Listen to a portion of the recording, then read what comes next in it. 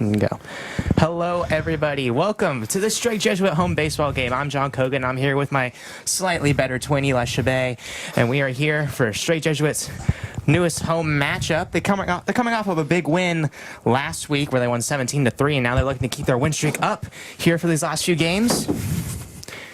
As currently, right now, the starter for Straight Jesuit in a 1-2 count early on with the first hitter, number 9. Alrighty, Eli, so what are we expecting for this game today? I think we're expecting a good game. Both teams are very good. Straight Jesuit has been getting hot recently. I'm looking forward to a great pitching duel, personally. Yeah. That's my favorite type of game. Yeah, I know it's your favorite type of game. Luke Loving on the mound here for Straight Jesuit, number 9. 2-2 count now, here for the first at-bat of the game. That's going to be a little bit high. It's now full count. Yeah, Straight Jesuit, the last few games have been dominating opponents. They so far won on 2 mercy rules in their last 2 home games. Last one we got to call together, the payoff pitch hit into the left field gap, and that's going to be caught by number 4 in the outfield, a running grab. What a catch there by Mason, number 4, the junior. What a catch there. He had to run all the way to the left center gap. Stop a double from coming across, and number 2 is up to bat. Now batting, number 2, Alba. But yeah, as I was saying, last game we got to call. They went off of a walk-off grand slam. Awesome. And now the game before that, they won a massive game, 17-3. The pitch is a little bit outside. It will be called for a strike though on the outside corner. So now 0-1 now. But yeah, we've seen a lot of impressive things from the Straight Jesuit offense the last few games. That pitch is a little bit low for ball 1. You know, we got to see lots of big hits, lots of RBIs coming across. Do you expect to see more of that today? I do, to be honest with you. We saw 2 homers, as that's a ball for a 2-1 count. We saw 2 homers. One of them, as you mentioned, was the grand slam to end it off.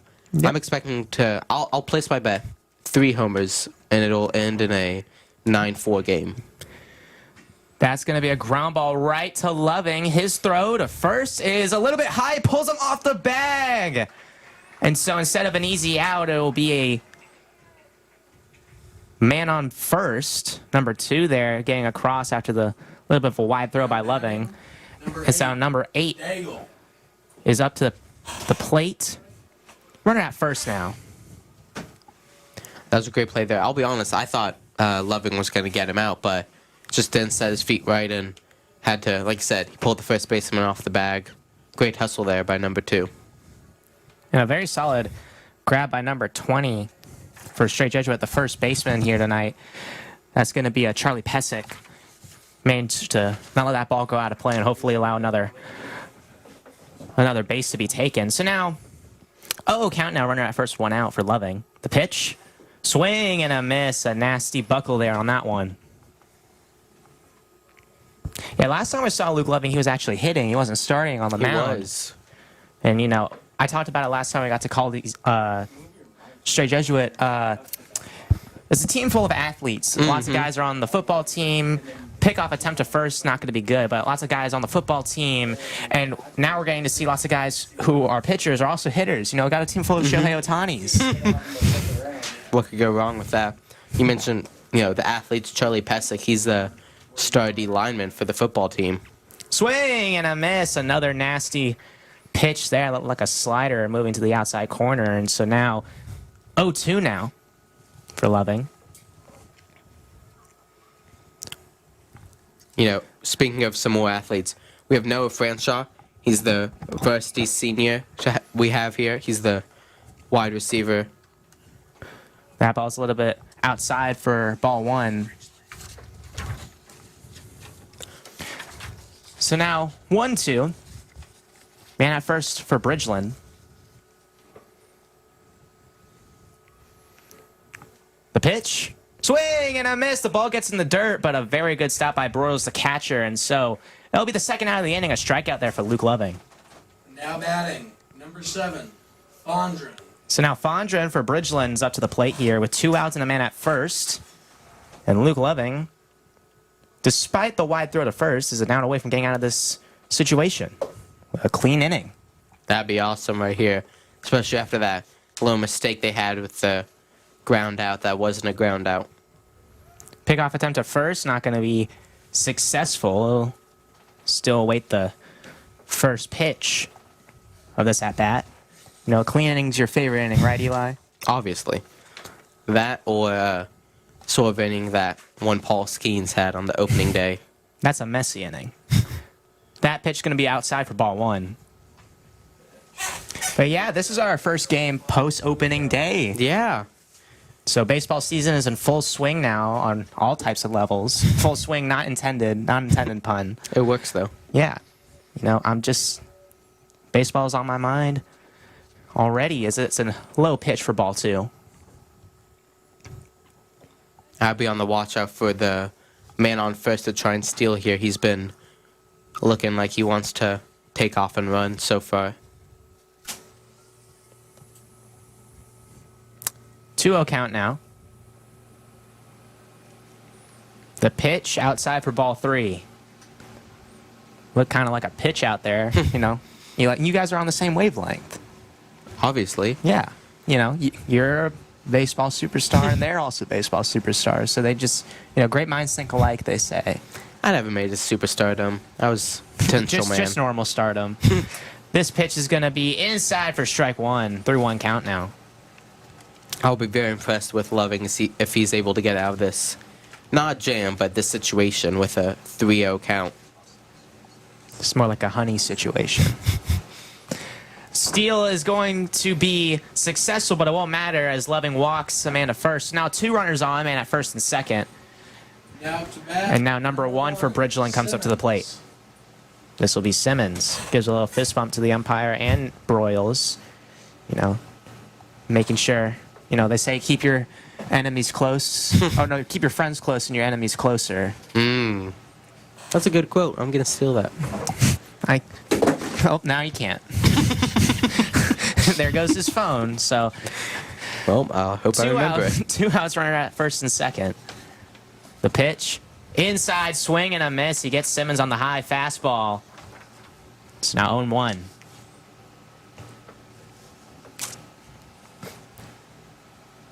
Runners at first and second. 0-1 count.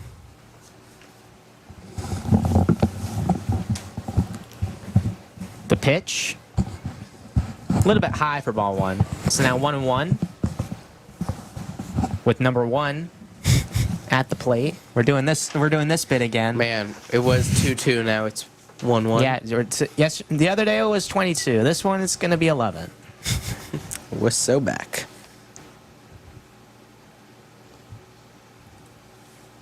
The pitch.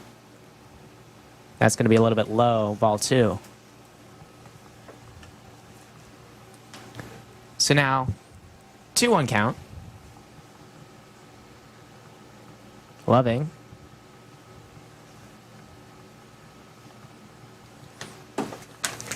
The righty matchup. That ball is hit to left field, and that is going to be caught very well, tracked by the left fielder, and so now a clean inning for Luke Loving and the Crusaders as they come up to the plate here for the bottom half of this first inning. All righty, Eli. So, very solid pitching there by Luke Loving. Only allowed 2 runners on, no runners across. What did you see from that inning that really impressed you? I was really impressed by that second half of the inning. You mentioned for a while there it was 2 outs, only 1 man on, and it was looking like it would be, easy pickings from there.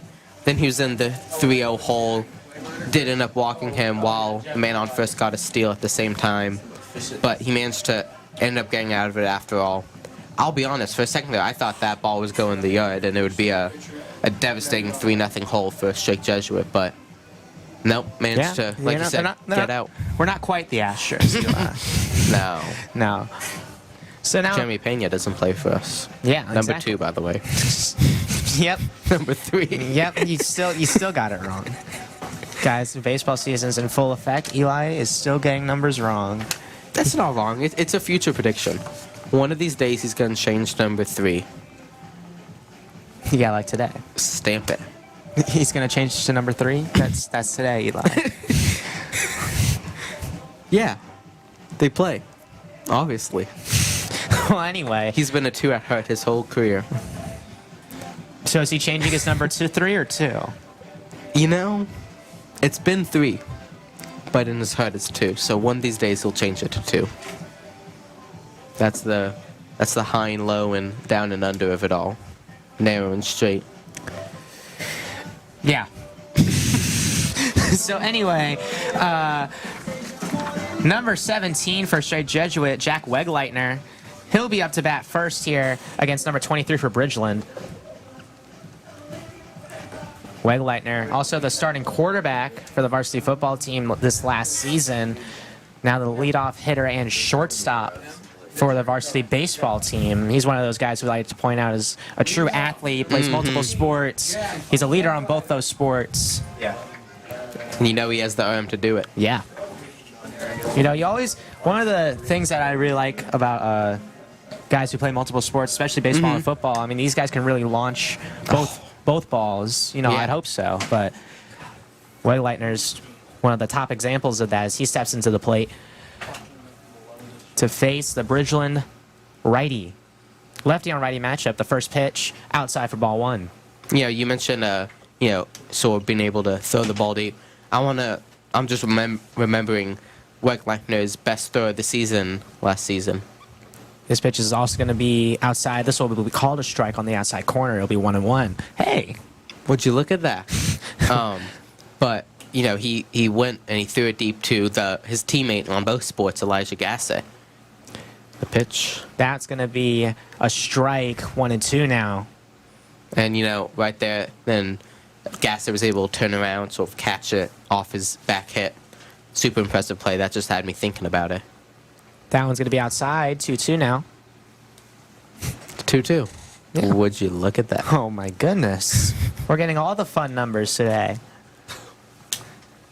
2-2 count now to Wegleitner. That one's going to be inside for ball 3, full count now. The payoff pitch, you could call it? You could say that. I mean, you could say that. I won't. But I'll cover for you. Okay. The payoff pitch here.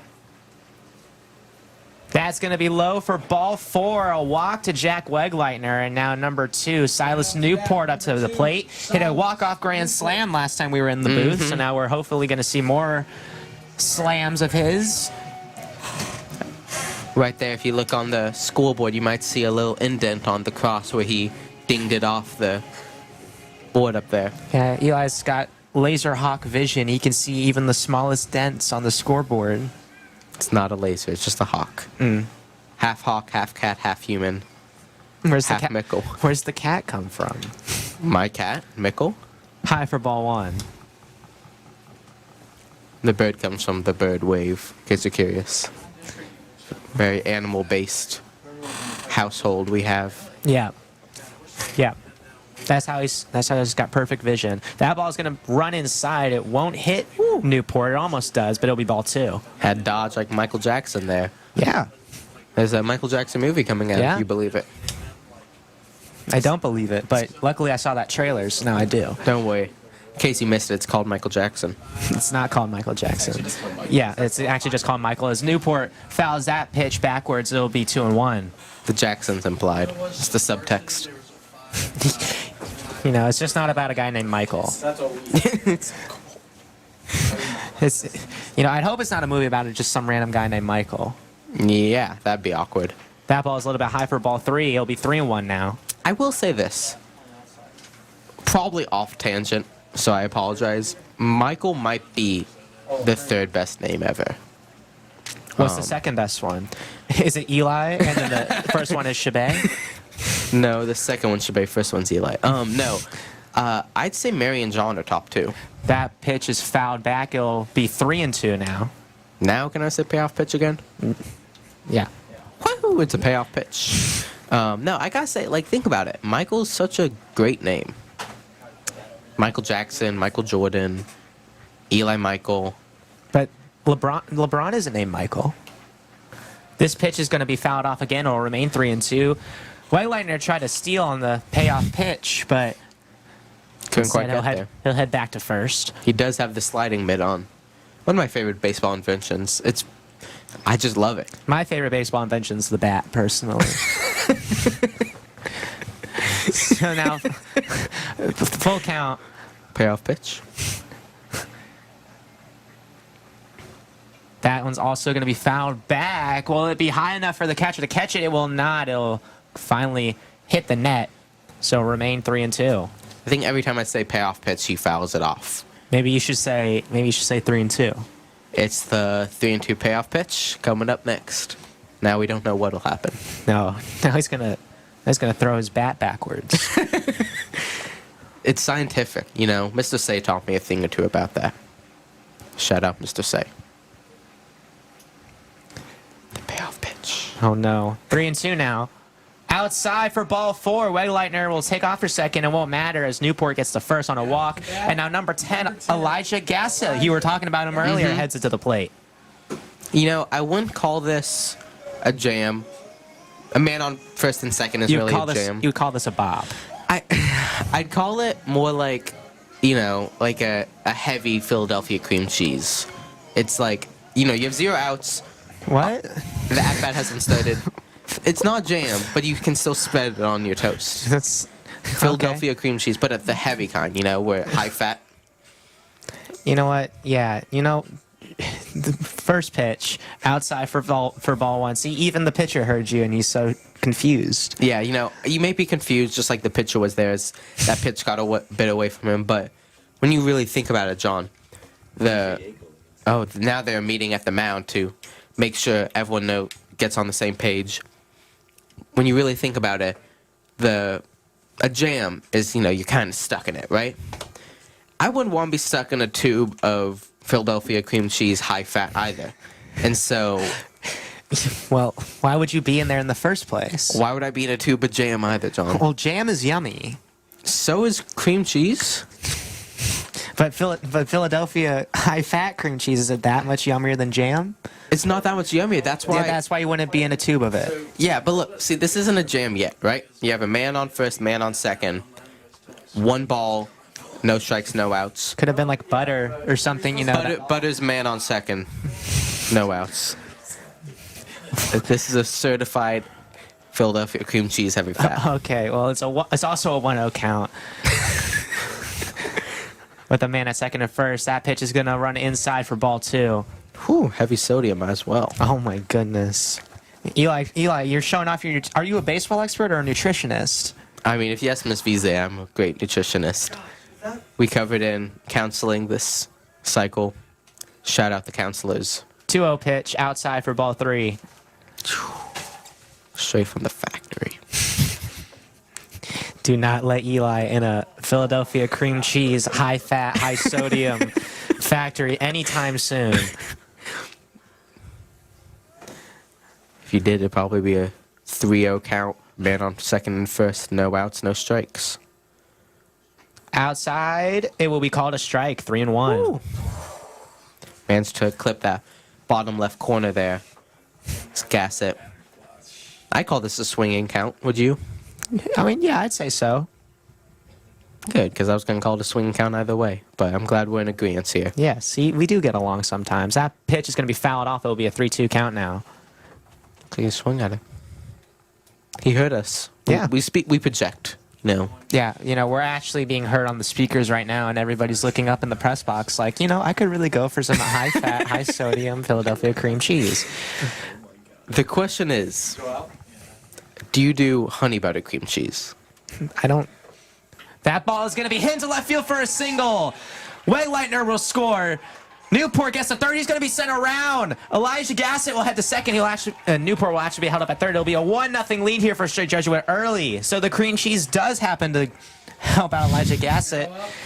As now it will be a runner at third and second, excuse me. And now Nico Broyles, the team captain catcher, heads into the box. Wow. Man, he must be supercharged off of high protein Philadelphia cream cheese. That was a nice line drive down the line. Yeah, very solid hit there, right above the first baseman's glove, and it rolled all the way to the wall. That was a beautiful hit. I also like give him a a shout out. The wind's blowing currently left towards more center field, left field, and so that was a reason why I was able to stay fair. Was the wind was played it to the wind. That will be called for strike one on the outside corner. So now 0-1 count now to Broyles. Righty on righty matchup. So far 23 for Bridgeland's had to face 2 lefties. Oh, actually, excuse me, 3 lefties. This is his first righty of the lineup. That ball is hit to right center. It's high, it's deep, but it will be caught by the center fielder, it looks like. Newport will tackle from third. He's going to get home easily. And Gassett slides into third safely. He tagged up very well, and a runner will score. So now it will be 1 out. Man at third, 2-0 straight Jesuit on a deep fly ball from Nico Broyles. What a great play by Broyles there. Sacrifice RBI. And great hustle there by Gassett as well. I thought he might have, if he was a couple steps slower, he definitely would have been caught out, but managed to slide in nick of time. And that's the speed we were talking about these guys have. Athlete. Gassett, you know, like you said, a couple steps slower, he wouldn't have gotten there. It was a very close play, but great slide, great speed, allows him to get to third. And now this Philly cream cheese is not going to get any easier. As now David Rayum heads into the plate. He'll take a ball. It'll be 1-0. John, you know, you and I were now sort of tied as a baseball experts. I'd like you to explain to the viewers watching at home why they didn't run until after the ball was caught.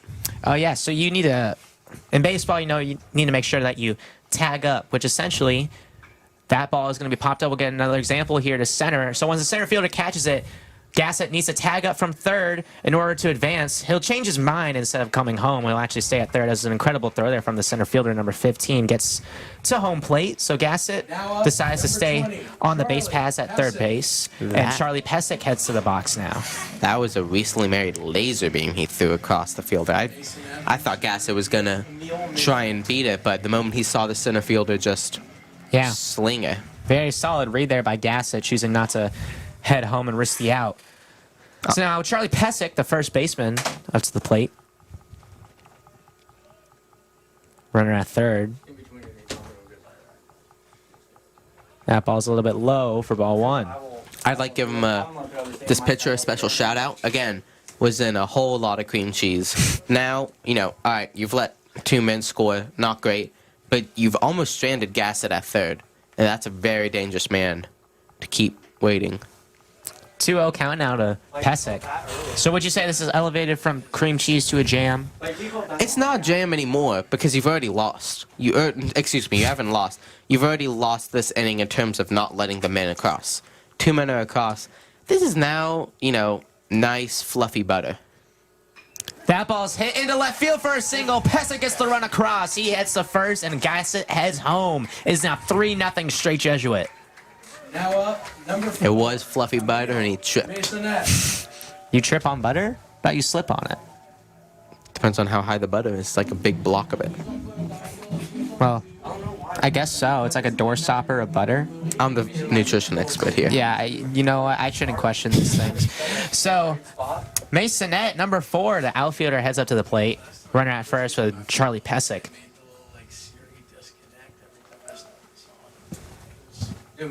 So here we go. Pitch, a little bit high. That gets past the catcher. Pesic has the second. The throw is going to be in time, but the shortstop couldn't handle it. And so Pesic slides in the second on an advance on a wild pitch. And so now, Eli, is this another jam? I wouldn't call it a jam. I'd call it, it's still light butter. Remember, man on first, man on second, but you have 2 outs. You can get this out here. Great throw by the catcher there. Just, I believe the second baseman kind of bobbled it. Yeah, shortstop couldn't quite handle the throw. It gets away from him, and Pesic gets to advance. That's a swing and a miss.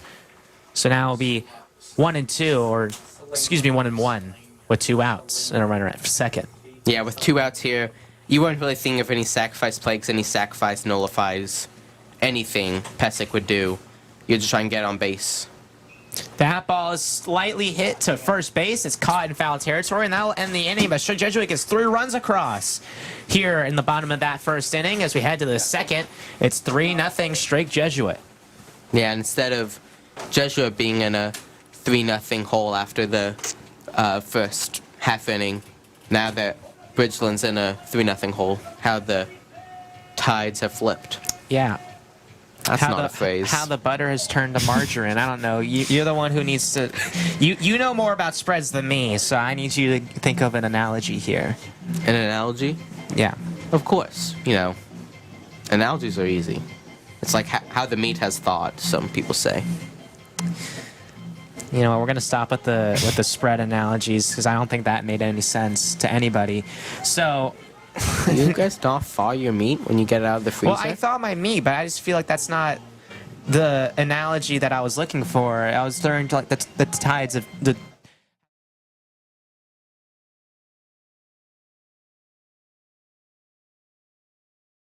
It will. Newport will stay at second. What a swing! This pitch is hit right to second, but he bobbles it. Elijah will get to home, and an RBI ground out there by Nico Broyles. This game is tied right back up. It looks like Bridgeland now.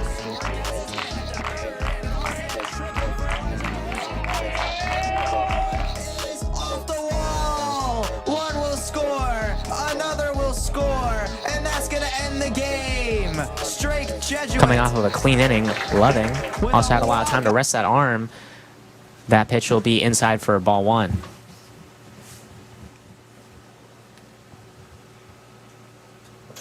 Bless you. So now 1-0, a little bit high for ball two. So, John, you played pitcher. A little bit. A little bit. What would your mentality be here as a pitcher when you know you have a 3-0 lead? This pitch. That ball is going to be hit into left field, and it will fall right in front of Mason. I got Urban. And it will be a single here for number 18 for Bridgeland. Not too bad. Well, what I was going to say is probably when you're falling that low into a count and you already have a lead, you might as well just try and get strikes, you know. Eventually, there's going to be a certain point if Straight Jesuit keeps putting up these numbers in the run column, these guys are going to just want to try and get some runs back. And so if you just start throwing strikes and throw things that these guys are going to have to swing at, they're going to get a little bit sloppy. As a pickoff attempt at first is not going to be good. Yes. But instead there, he threw a strike that caught a little bit too much at the plate, and it led to a left field single right in front of Masonette. So your strategy would be more of an aggressive, put it inside the zone, make them swing. Yep, like that. That's a swing and a miss. It'll be 0-2 now. Great pitch there. I thought that was heading straight for the ump's face and just drop right down to dead center of the zone. Yep. What would you do if you're the umpire and you saw a pitch like that? Hope that I'm wearing my mask. 0-1, the pitch. Call it on the outside corner for strike two. Great back-to-back pitches there. Wow. That's a great pitch here. If I were him, I'd try and put it as sort of a cutter. Make sure it looks like it's staying in the zone but goes wide. You can obviously cost the ball here. Outside for ball one. 1-2 count. The Nico Collins, we call it. Wrong sport again. Yeah, wrong sport. Can you believe it? I can. I can as well. It's funny how that works. You know, it's almost like you got exposed for not being the baseball expert I hired you for last time. I wasn't exposed. I was maybe... My university was revealed where I got my degree from. 2-2 count now. Your degree that you didn't get. Yeah, I did. From the University of Sam Georgetown. The top baseball school in the country. Yeah, this is definitely true. 2-2. Pitch is going to be fouled back. It'll remain 2-2. Yeah. If anyone at home is wondering if it's true, it is. You don't need to look it up. Yeah, don't look it up, guys. Eli knows what he's talking about. I know what I'm talking about. I told you all I know what I'm talking about. Yeah, especially when it comes to the Philly suburbs and their cream cheese. That was an exaggeration. It's not really even made in Philadelphia anymore. That one's fouled back. It'll remain 2-2. Where is it made then? It's made... It's not. I guess you call it the suburbs, but it isn't made in Philadelphia Just the proper. suburbs. It isn't made in Philadelphia proper now. It's made much further east. You know, it's kind of a scam now. It isn't true Philly. If you want a true Philly thing, go to Giorno's. Make your own in Philly. This pitch. It's fouled off again. That had some really nasty movement, but 21 for Bridgeland managed to keep track of it and managed to get his barrel on it a little bit. So it'll remain 2-2. If you want a good Philly cream cheese, the authentic one, you gotta go to Giorno's. It's on the corner of 5th and Avenue B. See, now you're just talking nonsense. I don't think you've been to Philly in your life. I have been. Liberty Bell right there. Giorno's right there. That ball is hit to the left. It's going to be a little bit high. We'll see if this is going to fall. It will. It falls in between Pesic and the second baseman. He throws it to Wegleitner, who is recovering the second base, but it gets a little bit away. But luckily, the runner doesn't advance. So a little blooper single there as it gets between Pesic, the second baseman, and the left fielder. And so now runners at first and second. That was a great hit there. You know, it was a high fly. You expect them to catch that, but the only man closer was Pesic, and he's very strong. He's fast, but he's not as agile as the other men around him, and wasn't able to get underneath it. So now no outs, runners at first and second. Loving. The pitch. Outside for ball 1.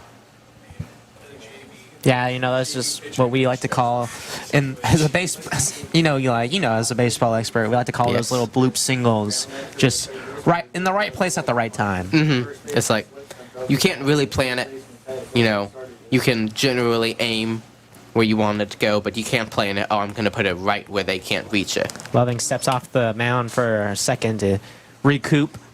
1-0 count now. This is on Jam Watch.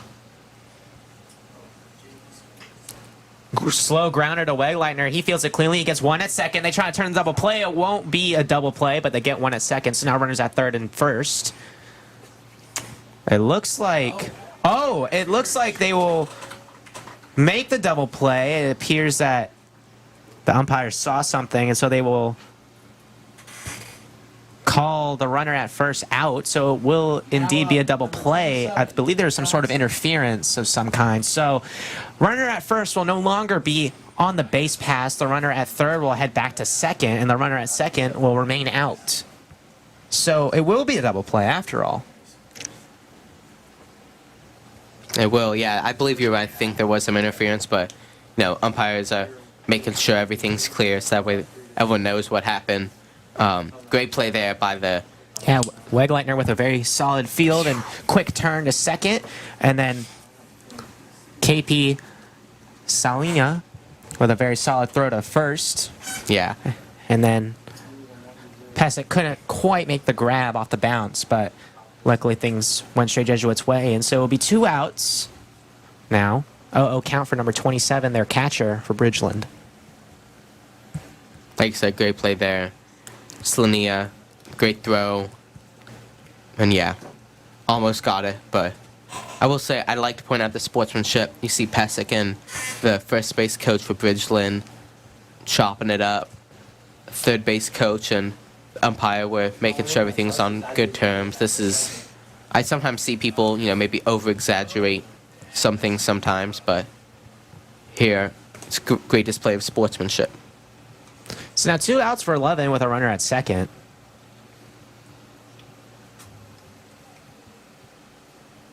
Gets the sign, the pitch, swing and a miss, strike 1. It looks like he actually fouled it, but it remained 0-1.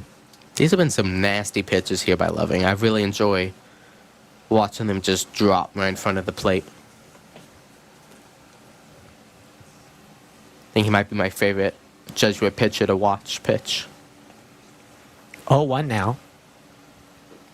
Outside for ball 1. So now 1-1 count, 2 outs, runner at second.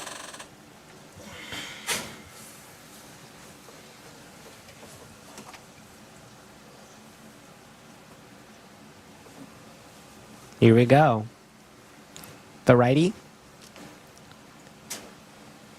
The pitch, that ball is fouled back. It'll be 1-2 now. I think it made its way over to the football field, but yeah, this is the 9th batter Loving's faced so far. You'll about to go through a whole rotation of them, and almost a full clean rotation of them. Just needs to make sure that doesn't let anything bad happen and doesn't let us jinx them. Yeah. Well, you jinx him. I would never do such a thing to Luke Loving. Yeah, us. Don't loop me into this. You and your Philly weird cheese magic. That's a swing and a miss. He gets the strikeout. So we head to the bottom of the second. Luke Loving, 2 clean innings, and Straight Jesuit remains up 3-0. Great inning there by Loving. There was a point where it looked like it may be bases loaded with no outs. And then the double play, that was kind of an interference. Then you have, that great strikeout he had there. Fantastic pitching by him to get out of that jam. We'll just call it a jam. We're done with spreads. Yep. Good. We're past it, and we can move forward. We're no longer on the spreads. Game's gone. Yes. So Eli, if you're such a Philly expert as you claim to be, I never claim to be a Philly expert. I claim to know about Philly. okay, well, if you claim to know about Philly, which suburb do they make all the cheese in? They don't make it in the suburbs. That's what I was trying to tell you. Well, which east do they make the cheese in then? The cardinal direction east. It's to the left. Well, our left is West. Yeah. yeah, our That's left 'cause- is west, unless we're facing That's because south, the in which world's always case- turned upside down in Philadelphia. It's always wrong in Philly. I thought that's Australia. No, that's like geographically turned upside down. I'm talking about the fact that You see, you don't know anything about Yes, Philly. I do. No, you don't. Have you ever seen Philly celebrate? Have you seen Philly, period? No, but I don't claim to know everything about That's Philly. why I'm informing you as your gracious co-host. Philly is a mess. You know, what would I do without a man who knows everything? North is south, east is west. Philadelphia cream cheese not made in Philadelphia. And to answer your question, you'd probably know less about Philadelphia in that case. Yeah, but I feel like you're giving the people at home the wrong information about Philly. I view it as What do you mean you view it as? this is an entertainment broadcast. We do not have the word news in front of us. Leading off, number 7. Well, KP Selenia. I guess that's true, but you know, I like to be truthful with the information that I I'm give truthful. to people. You're equivocating the audience, Eli. I'm gonna need you to tell the audience what equivocating means. Shout out, Mr. Brown. You're speaking the truth, but only like halfway. So now, KP Selenia up to the plate, takes a ball inside, dodges that one, and almost hit him. Seen so many moves from the star of the new Jackson movie. KP Selenia? No, Michael Jackson. Oh. 1-0 count. That's going to be called for a strike on the outside corner. It'll be 1-1. I have a question for you. What if Michael Jordan wanted to make a movie with his first name? What would he do? It'll be Michael. It's pretty simple. That ball's going to be crushed.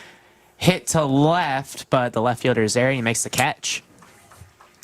Now batting. So pop fly there for KP Selenia. Now number 19 for Straight Jesuit heads up to the plate. That is going to be our friend Quinn Dorgan, the junior.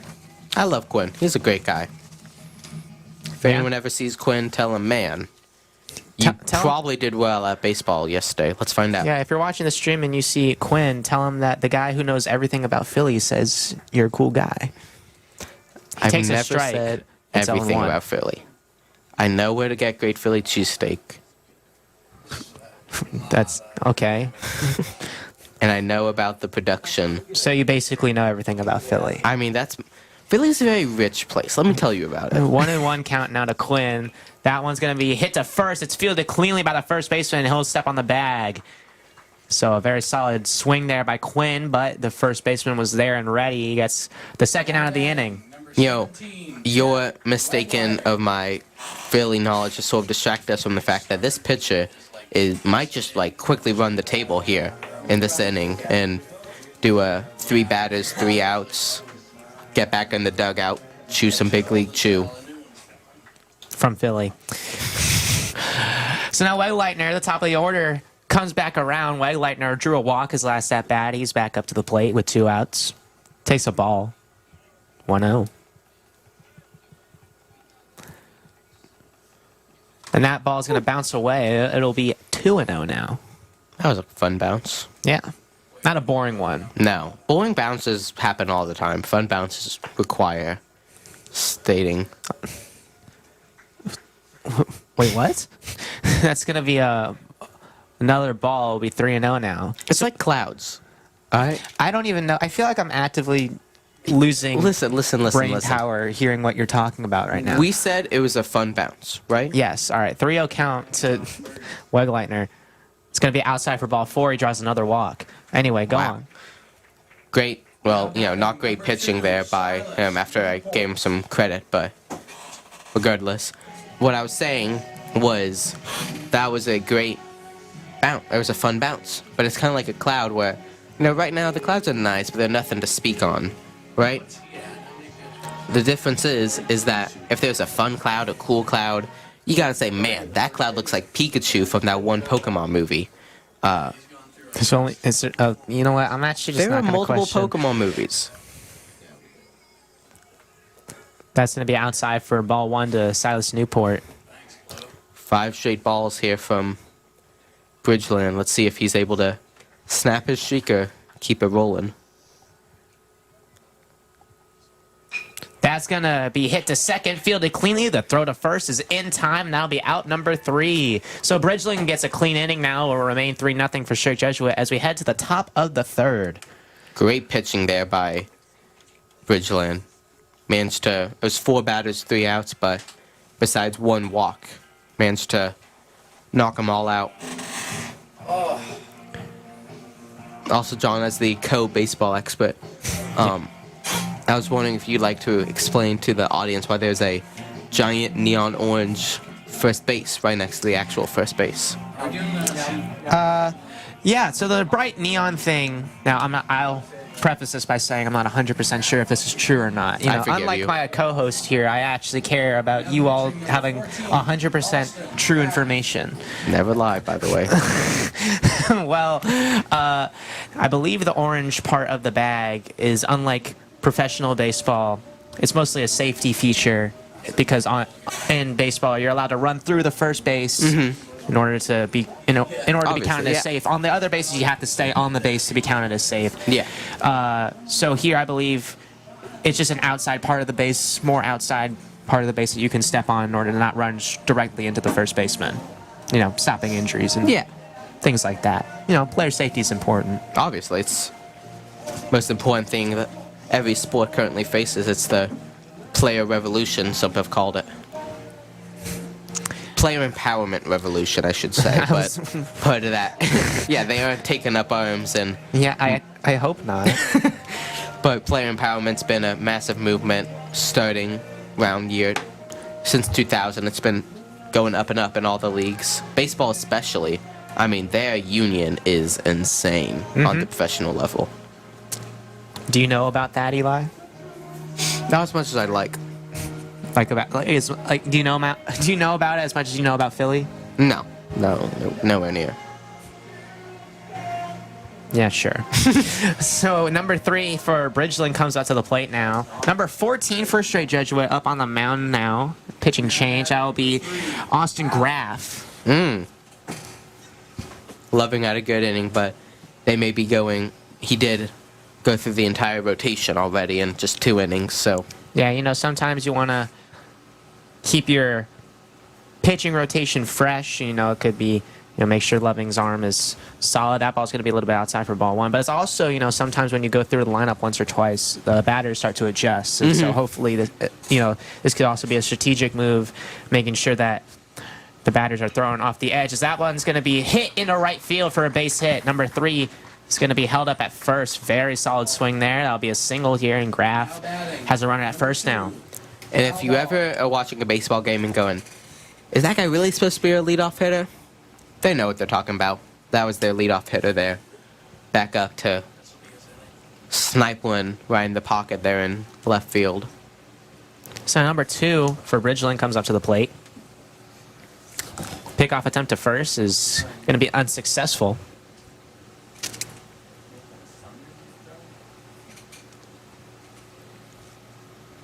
So now 0-0 count.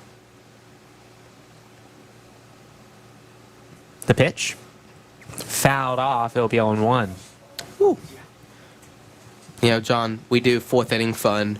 Yeah. I'd like to throw out, I'll warm you up real quick for But it's the third inning. third inning trivia. We've never messed up the innings in asking questions before, so why would you ever change that trend? On an unrelated note, don't watch Yeah, back our don't- third inning from last Don't time we watch streamed.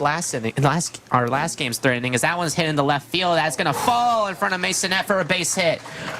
Both runners advance, so there'll be a runner at second and first now, and number 8 comes up to the plate here for Bridgeland. Tough pitching there from Graf, but still definitely able to get out of this. Yeah. Just easy, fastball, meatball sub down the middle here for you, John. That's a baseball reference.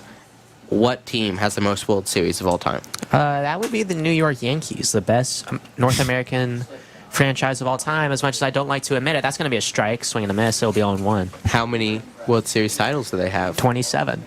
Bingo. Eli just asked because he was curious. He actually didn't know the answer. I didn't know that. What I will... But that was a warm-up, I'm just making sure that we're all in the trivia mood. Hold your questions for the fourth inning, because I know you got some questions for me. I do. So 0-1 now. No outs. Swing and a miss, 0-2. Broyles stops that ball from getting away from him. So now runner at first and second. No outs. Runner 0-2 count now. Graf looking to get out of this situation. Yeah, what's your favorite type of graph? Graf? Yeah. I'm a sucker for a bar graph. Yeah. So awesome. So easy to make. That one's going to be outside for ball 1. You know what graph I hate the most? Who? Pie graphs. One reason. Because he hates circles. It's kind of related. On my test, if I ever have free time, on a big Scantron test, I will count up all my A's, B's, and C's and D's. This pitch. Swing and a miss. He gets a strikeout. A very solid pitch by Austin Graf. And so now it'll be 1 out now with runners at first and second. That was an awesome pitch by Graf. What was I saying? I don't remember. You were talking about pie graphs. I was. I'll count up all my, and so I'll figure out, which one has the most between A's, B's, C's, and D's. But then I'll try and do a pie graph. Here's the problem. The human eye has a really difficult time, and by human eye I mean my human eyes. Pickoff attempt to second. Almost gets in the outfield, so danger avoided thanks to number 7, the second baseman, Slania. Great catch there. Yeah, he managed to try and keep a foot on second while also moving his arm back and shifting his momentum. But yeah, so pie graphs, they're just annoying to draw by hand. That's my answer. Yeah, you could also just do a different type of... Why do you have to do a pie graph for all your A's and B's? That ball gets away from Broyles. The runners will advance to second and third. And so now Graf in a very precarious situation. And some berry jam here. Yeah. Very berry jam. Yep. It's bad when Eli stops talking about cream cheese. We moved on from cream cheese. Yeah, we're done with cream cheese, guys. We are, which is why we're going to keep talking about cream cheese. No, but I was trying to draw out their percents of each of them. And so pie graph is the logical option, and it's the worst. Now it's going to be low for ball 2. It's 2-0 now. No 1 strong out. feelings, though. Well, good thing you didn't just go on a whole rant about pie graphs. I wouldn't call it a rant. I'd call it educating our viewers about the difficulties of pie graphs. That ball is going to be hit to left field. Masonette going back on it. He's going to make the catch. The runner will tag from third. He's going to advance. Both runners advance on the tag. So a runner will head to third, and a run will come across. It is now 3-1. Sure, Jesuit's still on top, but Bridgeland gets their first run on the board. Now batting, number 1, Simmons. That's tough for Jesuit, hoping to do a scoreless. And if they wanted to have 3 straight Mercy Rule games, they'll now have to get 3 more runs and pitch scoreless from here on out until the 5th. However, that's pretty unrealistic, pitching scoreless for a whole game. But you never know. We have a very deep bullpen here at Jesuit. Yeah. Graf steps off the mound for a second. Regroups.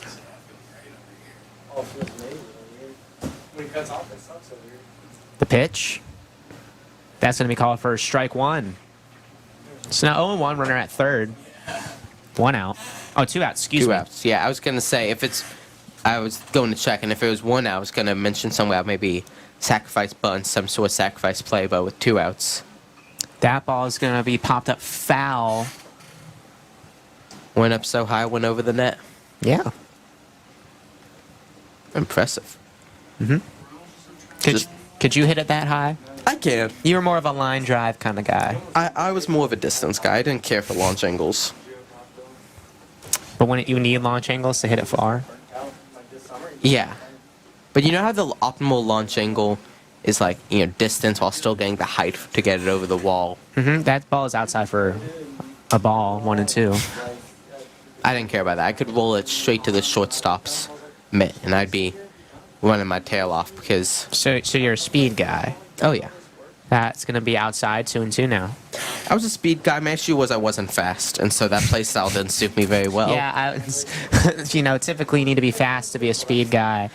Well, I pushed the conventions. That was why I was so revolutionary in Little League. They still talk about him in his little league, and they're like, man, why was that guy on the field every single Oh, that's going to hit the batter, and he'll head to first. That pitch got away from Graf, and so now runners at first and third. Man, Now to bat. he'll be Number feeling that 18, tonight, but I believe it mostly caught the little tricep pad he had on for just Yeah. that reason. I want one of those in Little League. Believe it or not, Bel Air Little League. And they still ask, why is he here? He's not on a team. He's just on the field. Remember I was fast enough to get past the dads umping the game? Yeah, I remember because I was definitely there. Yeah, I've told you the story. Yep. In confidence, though. Yeah. So now runners at first and third. The runner tries to steal for second. He's calling a rundown now. They're making sure they're trying not to let the run from third across. Pesic looking back at him. The ball gets away from the shortstop, Wegleitner. A run will score. They're going to send him around. And so they caught him in a rundown, but he gets away from it. And now the game is tied, I believe. Tragedy. Yes, it'll be a 3-3 game, and just like that, we are tied. Really unfortunate play there for Straight Jesuit, and just like that, after not allowing any runs across the entire game, they've allowed 3 in this inning alone, and it'll be a tie game. Great awareness there by both runners. The man on third to just know when to book it, and that rundown, I mean, he played it really well, and just a bad toss from the first baseman led it to disaster. Yeah, those are some very tricky plays. Oftentimes in the big leagues, we'll see a runner at third and a runner at first. They'll try and steal, and, if they get in a rundown, they try and make sure to draw all their attention to themselves so the runner at third can score. And right there, it ended up working out perfectly, letting too much focus on the third baseman get across, and the throw to Wegleitner, gets in the outfield. And Absolutely. A rundown, that should be the thing that is easy. You should be able to get them on the rundown, but it's such a underrated thing with something like that. A bad throw or, a miscommunication of assignments could leave a base wide open. Graf comes back with a strike to make it 1-1. That's the right thing he needs to do to get back in the right headspace after this. He'll go sit in the dugout, talk with Coach Garcia Ramon, and figure out the plan of action. That ball's high, 2-1. All he needs to do now is just get off the field here. Yeah, And, it's not the worst situation in the world. It's only tied, but... Yeah, it's a tie game. Jesuit has a great batting lineup. Still the third inning out of 7. Yeah, lots of game left. Got a lot of game left in us. 2-2 now. The pitch, that's going to be fouled off. It'll remain 2-2. Oh, it looks like that foul Friendly ball fire. might have caught one of the guys in the dugout. We'll hope he's okay. Yeah, I believe it hit his arm, but Yeah. Well, we'll hope he's okay. Everyone kind of talking, making sure we're all okay. But it'll remain 2-2 with 2 outs. man, I don't think I've seen that before. Have you? I've seen it maybe once or twice. But yeah, we were talking about this pitching here, and it's a 2 balls, 2 strikes, 2 outs. Favorite number in the world. Yeah. I Hey, was, no, we're past that. We're on 11 or 101. 111. I will say, I meant to say this last time. I'm in Boy Scouts, as you well know. I am in Troop 222. The Triple Deuce, as we call ourselves. What did you just say? But yeah, so I meant to bring that up last time, but Yeah. 2-2 count now, and with 2 outs. Game over. We're done. It's almost like we just said that. 2-2 pitch fouled off. It will remain it will remain 2 balls, 2 strikes, and 2 outs. See, now you've got me in like a weird. Now I feel like I have to mention that. This is why I didn't bring it up. yeah, we actually had a sign for our troop. Can you believe it? No, It was this 222. those are 2 3s. I don't think so. That pitch is going to be a little bit high. It'll be 3 and 2. So now we don't have to talk about that Twos number anymore? Yeah, we can finally stop talking about 2s. It's now a payoff pitch. Ooh, 2 outs, full count. This is definition of a payoff pitch. That ball is going to get away. It'll be a walk. And so the runner will advance to first. And so now batting, number 21 for Thompson. Bridgeland heads up to the plate with the runner at first and 2 outs. Yeah, this is a freak inning here from Graf, but I imagine it bounce back pretty quickly. The only issue is just, like you said, getting off the field. Man on first, that's still easy to manage, but Outside for ball 1. the one thing you cannot do is have a wild pitch get away from Boyles. He's a great catcher. He's able to shift quickly to make any catch he needs to, but a wild pitch and you can have a man on second. Yeah, maybe Eli should stop talking as that ball gets a little bit too wide. Luckily, Broyles was there as it's now 2-0. I was thinking maybe like a fly out, just up and away. No, don't say up, and away in this Away scenario. to Jack Weckleitner. 2-0 pitch, high, 3-0. 3-0, this is what we in the business call a swinging count. And then by business, I mean baseball.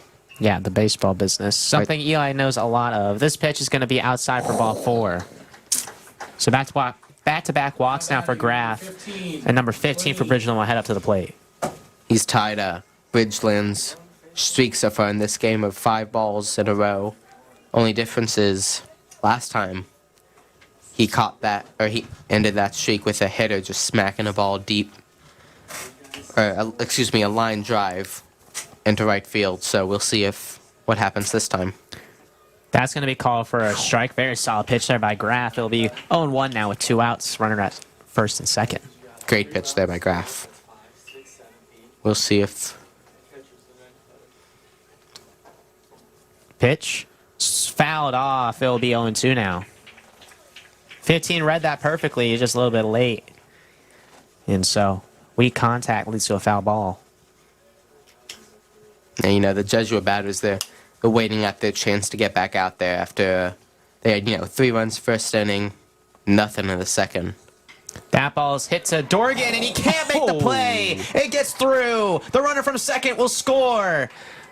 And it is now 4-3. Bridgeland comes all the way back and takes the lead here in the 3rd inning. Now batting. Dorgan looks like he could have gotten it, but he had a misstep and just kind of reached for it. Couldn't make the play, and that got through. I would like to give Gassett some credit. He almost beamed that ball back to home plate. Very solid throw by Gassett, but unfortunately there's a runner in scoring position who had a great read on it. So number 27 for Bridgeland comes up to the plate now with a 1-run lead. Runners at first and second.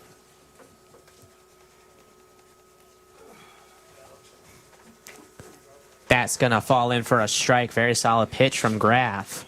Yeah, we're almost out of. I like to call these whirlpool innings, where you start and you have a couple bad pitches, some guys get on base, and in an effort, and you have either. Another pitch that falls in for a strike. It's now 0-2. Graf a strike away from getting out of this inning. He's seemingly swimming out of this whirlpool, but you either have 1 or 2 outs, and you try and be aggressive. You try and just knock him out, and just finish the inning up, and in return, you just keep getting more and more hits. That seems to be what's happening here with Graf. 0-2, high. 2-1 now. 1-2, excuse me. So now 1-2, Graf. in the driver's seat of this at bat.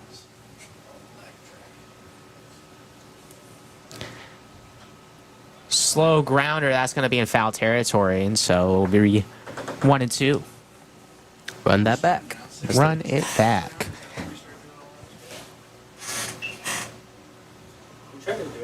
Yeah, you know, that sounds a lot like a different sport, like a running back. Well, You you're know, the- you know a thing or two about those. Yeah, but you're the one making that connection. I'm talking about baseball here. Yeah, no, see, I've been hanging out with you too long. Now I'm starting to make the wrong sport connections. 1-2 now. The pitch, outside for ball 2. It's infectious. Yeah. I'm not sure if that's a good thing, though. Especially when you're calling a baseball game. It's not. It's Yeah. epidemic. Yeah, the only 2 people in this room who are, well, excuse me, only 2 commentators in this room. We still have our good friend and producer Conrad Tamman here. As Graff finally gets the swing and miss he was looking for, an inside pitch. It'll be strike 3. And so, although giving up 4 runs in the inning, Jesuits offense now has a chance to come back on the field and tie it. Austin Graff with a very solid strikeout there. Man, I was thinking that Whirlpool was going to pull him all the way under. He had a man on first and second. I was waiting for someone to just crush it deep and put Straight Jesuit in a hole they'd really have to work to get out of. Yeah. Edwin Diaz trumpets blasting here. Do you see he made his debut? I did, and I didn't watch it. Well, I was doing something last night. You might have heard about it. I was doing something last night, so I wasn't watching too much baseball. Trumpets were good. Not quite my tempo. Rushing, dragging, potato. But yeah, it was Edwin Diaz. I think he might have, in my opinion, the best walk-up music in the MLB. He's not a hitter. You know what I'm talking Entrance about. music. He walks up to the mound. It's a long walk. Like, It's got to go a ways. yeah. Yeah. Kind of has to jog at the end of it. Yeah. Make it before the music cuts off.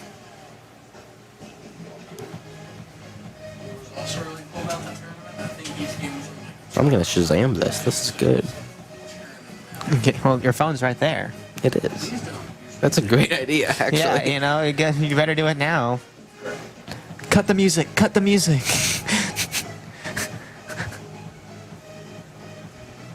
Nerco by Blaster Jackson, Timmy Trumpet. Thank you. Yeah, you know, you could have also asked the guys who were playing it, but you know, Hey, Mr. you Yackel. already did the hard work. What song was that just played? Narco, By. Blaster Jacks, Timmy Trumpet. Thank you. Oh, good thing you confirmed it. Check your sources. We don't want sped misinformation. Now batting, number 10, Elijah. Why are you looking at me? I don't know. Anyway, Elijah Gassett now out to the plate. That's my name twin. Yeah.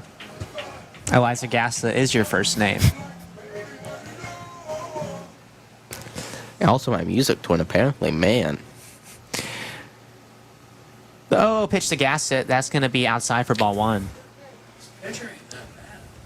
This pitch is very good. All the coaches around here are marking it in their heads or out loud. 1-0 pitch. That's going to be called for a strike on the outside now. It's 1-1. That was a great pitch there. Managed to catch enough of the plate to get called. 1-1 now. Outside for ball 2. Gassett being very patient in this at-bat. Not swinging anything he doesn't need to. You know, he knows that despite the fact that they're trailing. That ball is smacked in the left field. That's going to be a single. That might roll all the way to the wall. Gassett, he's going to try for second, and he will be safe. A leadoff double here for Elijah Gassett, and now the captain, Nico Broyles, up to the plate. What a hit there by Gassett. He knew that he was the leadoff hitter for this inning. He knew he could play it safer than normal. Managed to capitalize off of a advantageous pitch. So now Broyles, the senior, Nico. brings a lot of pop to the plate. Yeah. If I'm expecting anyone to go the yard this inning, I'd put my money on Nico, but we don't gamble, and so Yeah. I'll put my word You on also Nico. don't. You also don't have any money. Count to Broyles is a little bit low for ball 1. You know, I almost pulled out my credit card, and then I remembered that I don't want to put my credit card on the internet. Don't prove me wrong now. So- Conrad, do you mind showing us on camera for when he pulls out his credit card? Anyway, 1-0 count. It'll be low again. 2-0. I'll just buy you some sour Skittles from... No, don't. I fell for the advertising, man. They got me. Product placement. Don't prove me wrong by buying me a bunch of things, Eli. Don't do that. Oh, no. Coach Rodriguez would be very disappointed because that is bad economic strategy. 2-0 count now. Shout out our econ department. The pitch. Fouled back. It'll be 2-1. 21. Can he do something for me? We'll find out at the next pitch here by Boyles.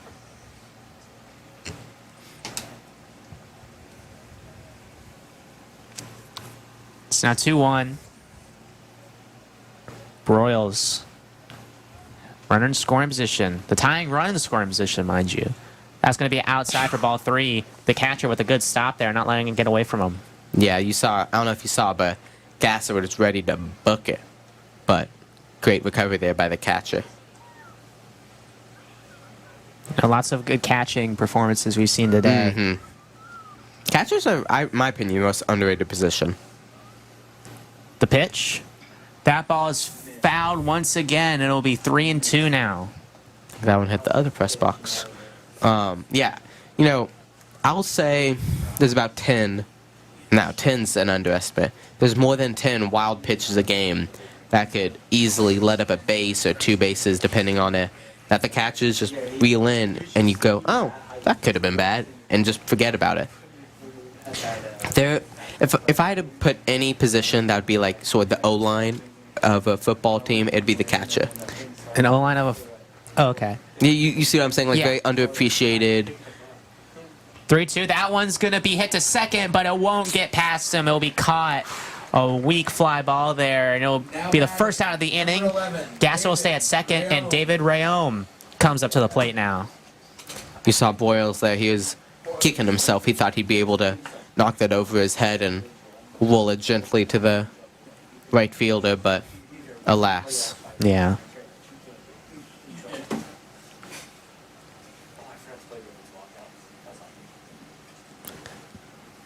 So now Rayome. Runner, tying run at second. The pitcher steps off the bag, the mound for a second. Looks like the catcher trying to get his stuff tightened. Yeah, I believe his chest play wasn't quite as soon as he'd like it to be. Eli, if you were a catcher, what type of chest play would you like? The one that protects me. What about you? I was really hoping you'd make a Minecraft reference. No. I know I can. Well, It's always a possibility. Like, for instance, I'd go for an armor trim recently added, and in real life, that'd be called markers that you draw on. it's called colored gaff tape, and then you just yeah. Yeah, in real life, that's called artistic creativity, which would be like a performance that, but It'd be like writing, a thing or two about artistic creativity. It's like Yeah. writing a script that's 5 lines. scripts don't earn 5 lines. No good movie can come from a 5-line script, but Well, trust me, I know one. yeah. I write poetry sometimes. I know you've helped me out with a Yep. couple of them. You're a startling great actor. I've never seen someone play a fedora, a detective who wears a fedora of the pink variety better than you. Yeah. I'm acting right now. I'm acting like I know what I'm doing calling this game.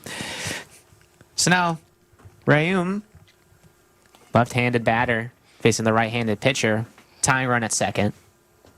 The pitch, outside for ball 1. Yeah, sometimes they try and throw a breaking pitch, a wild one, and it just never breaks and keeps going and going and going until it hits the catcher's mitt. Got that one mixed up. Yeah. The pickoff attempt unsuccessful. Gassett was ready to head back to the base. It's a 1 ball, 1 out type of game with number 11 on the mound, or at the plate. Excuse me, number 23 at the mound. Gassett providing a lot of pressure on the base paths here for Bridgeland. You know who my favorite number 23 pitcher is? Who? Zach Greinke. He's awesome, man. Yeah. I love me some Zach Greinke. If you're watching Zach, I don't know why, but let us know. Well, he has a lot of free time on his hands now. 2-0 count. That ball is fouled back. It'll be 2-1.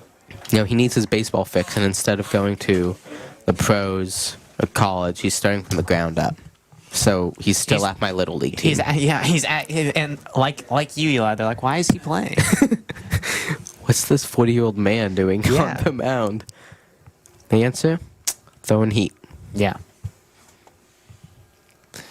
The pitch. Swing and a miss. Gassett tries for third. He's going to be safe. A successful steal attempt for Elijah Gassett.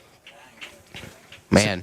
So now it'll be 2-2 now to Rayum with the tying run at third. Third baseman hurdled over him. Very impressive. I gotta say, stealing is probably my favorite part of the game. Yeah, because you like crime. 2-2. Swing and a miss. It gets in the dirt. Rayum tries to head to first. He won't beat out the throw. And so now there will be 2 outs with Charlie Pesic now coming up to the plate. Batting, number 20. Gassett's still on third. Pesic. Yeah, you know, that's why I said the stealing mitt, or sliding mitt, excuse me, is my favorite invention. It's just awesome. For a while there in the pros, stealing was pretty much gone. But then once they implemented the rule where you can't throw to first as often, great song, it's come back and it's awesome. It's the best. That's why Ken Griffey Jr. is my favorite. Oh, that ball is going to run in a little bit inside, but Pesic is out of the way.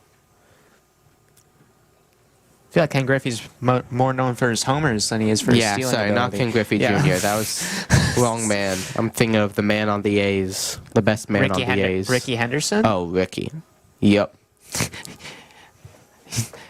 1-1 count now. I probably just said Ricky Henderson. Eli went, yeah, that sounds about right.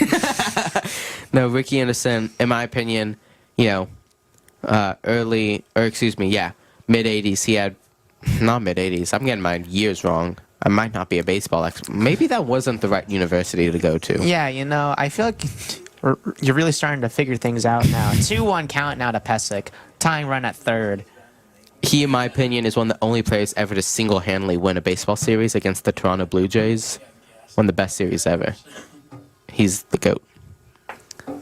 That ball is hit in the left field, and that's going to fall for a hit. Gassett will head home, and Charlie Pesic ties this game up with a left field single. Now batting, number four, Emil Masonette. This is why, during the Whirlpool ending we had in the top of the third, I wasn't as concerned, Bad Bunny, good song, about what was going on, because Jesuit just has such a great lineup. Despite the fact that this pitcher is throwing heat, is making the ball dance and do the Macarena, they're still getting hits. They're still crushing it.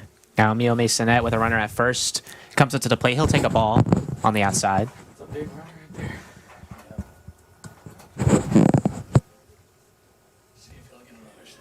The 1-0 pinch.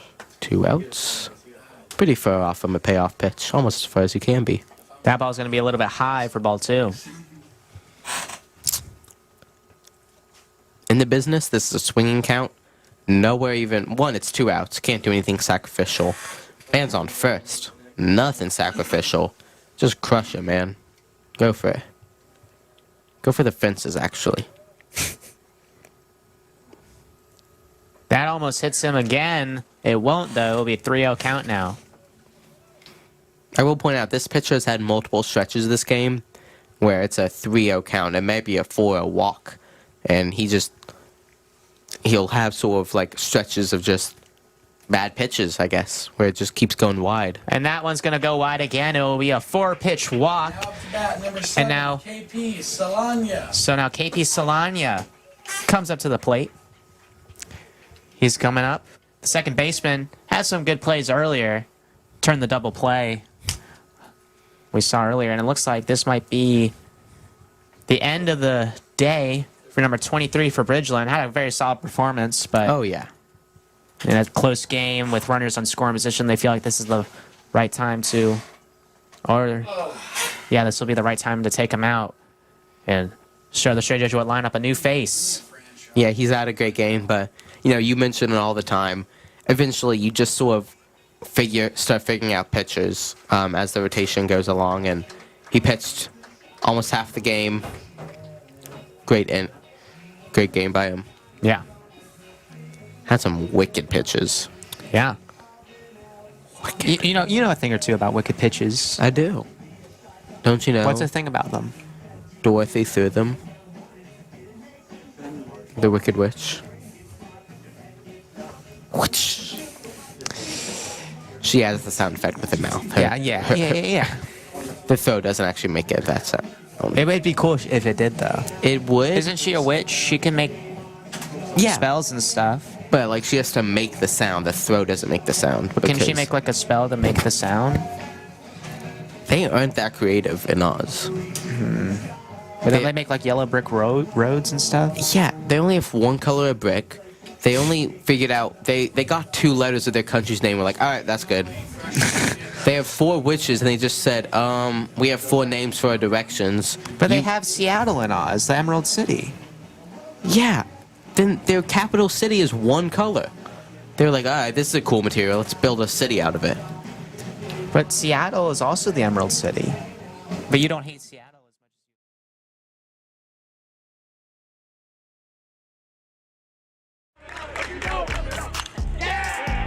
oh, that ball's driven into the gap by Gassett. Will that fall? It will. Newport will stay at second.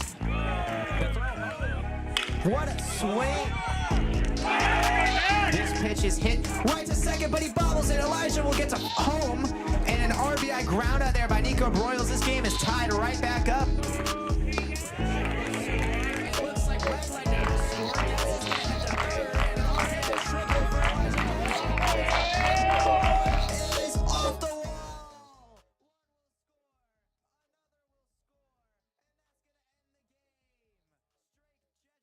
Uncreative. Which you can finally do because KP Solania is finally back out. Runner at first and second. 2 outs. 2 outs. Oh, count now facing a new pitcher. Gonna take strike 1. Good first pitch. Just nice fastball down the middle. If only that should be a saying, you know. What a good first pitch. Fastball down the middle. Like, you know, you really need a fastball in your repertoire. Swing and a miss. Solania wanted that one, but it buckled, and so now it'll be 0-2. This pitcher may come in and just ice this inning off. Get out of this raspberry jam. What's the best jam, Eli? Strawberry. And anyone who tells you differently is lying. Liar. The pitch. Outside gets away from the catcher, but the runners will not advance. He stopped it. And so it'll be 1-2 now. Yeah, that's the thing is, you have some guys like Pesic and Boyles, you know, they are power hitters. They will crush it. But you can also know that if it's a bang-bang play, typically the throw will beat them out. Called strike 3, and Solania will go down looking. So it took 2 pitchers, but Bridgeland gets out of the inning, and it'll be a tie game, 4-4, as we head to the 4th inning. Did we do anything in the 4th inning? I don't know. I can't seem to remember what we do in the 4th inning. I thought we did stuff in the 3rd inning. It happened one time, okay. And it's also because I was rusty and I couldn't see, and I also can't count. It happened one time, okay? Give me some slack, all right? I'll forgive you. And you know what? I'll forgive you so much. You want to know what my favorite day of the MLB season is? The last day, because then you don't have to watch it anymore. Yes. No, it's the it's when the Astros win every year. But Yeah. my second favorite day is opening day. Oh, that's like the head. I'm going to ask you some fun facts. Okay. Which team has the best win percentage on opening day? That chair's right. I believe that is. Ooh, wait. That's This is actually a a good really good one, yeah. question. Okay. Do you want Would it be? Can I ask a hint? Yes. Would it be a team that you would expect to have a high win percentage? maybe there's a popular meme about them using Popular. a comic book character. Oh. Does it happen to be a comic book character who wears red? Kind of, yes. What do you mean, kind of? I'll tell you, it's east of here, and not a Philadelphia east, like an actual east of Houston. East of Houston. Well, we are okay. Hold on. See, So, now it's- you had me and then you lost me. It's not a West Coast team, is what I'm saying. Well, there's only like 5 of them. You know all 5, by the way. Yeah, San Diego Padres, the other ones. Well, at least you remember the one you didn't know. Angels, Dodgers, Mariners, Giants, RIP Athletics. Yes. So anyway, so it's east. Would they happen to be in a city Yeah. that also happens to be in the state that the city's named after? 3, Allen. They would happen to share a city. And also follow the condition you Would the had. comic book character happen to be really big, and he would happen to be addressing the hero who's trying to stop him? It would be all about that, yes. Would the comic book meme be like, you know what else I love, Spider-Man? I love the Mets, baby. Let's go Mets. Alrighty, baby. Is it the Mets? It is the Mets. Now, Yeah. for a bonus question on this, you have more questions, don't worry. Yep. As it's a No. I'm 1-0 pre-firing the answer. It's no. it's a number question. Darn. New pitcher on the mound here for Straight Jesuit. That's going to be number 15, Hayden Summers. Another two-sport athlete, varsity linebacker. Don't want to get tackled by that guy. Yeah. What hundredth is their win percentage? So, Oh, he ooh, strikes the batter there, and he'll head to first. That pitch got away from Summers. right on the spine. So they have a high win percentage. I'm going to say 600. Bingo, it's 675. What did you just say? Now, there are 3 people who share the record for most opening day homers. You only need one of them. One of them is like kind of known for his homers, but the other 2, I mean, they're all known for their homers. If you have a home run record. Oh, wait. There's somebody who did. No, I can't remember his name anyway. Oh, the bunt attempt is going to go foul. It'll be 0-1 now. Runner at first. 2 outs. Man. I frankly don't know this one. I'm going to just say Judge, because why not? It is tied between Ken Griffey Jr., Frank Robinson, and Adam Dunn. How many homers do you think they have?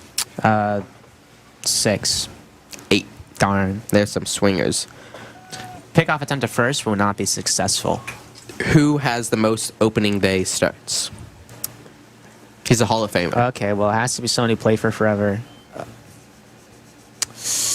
Like as a pitcher, or like as like they started in the game? Let me double check to make sure. The steal attempt for Bridgeland is going to be successful. A very solid throw by Broyles, but it takes Wegleichner off the bag, and so he'll advance to second. So now runner at second, no outs. 0-1 count. Great throw there by Boyles. A dot and right in the direction he was sliding from, but just wasn't able to quite bring it in. Man, I'm really glad you prepared all these questions for me. And I'll let you know. swing and a miss, 0-2 now. I'll give you the first name. Okay. Tom. Tom?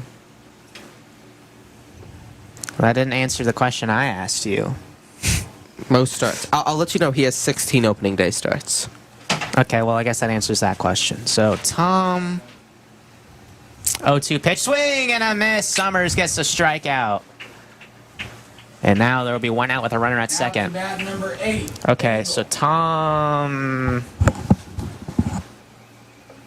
Oh, man. Man.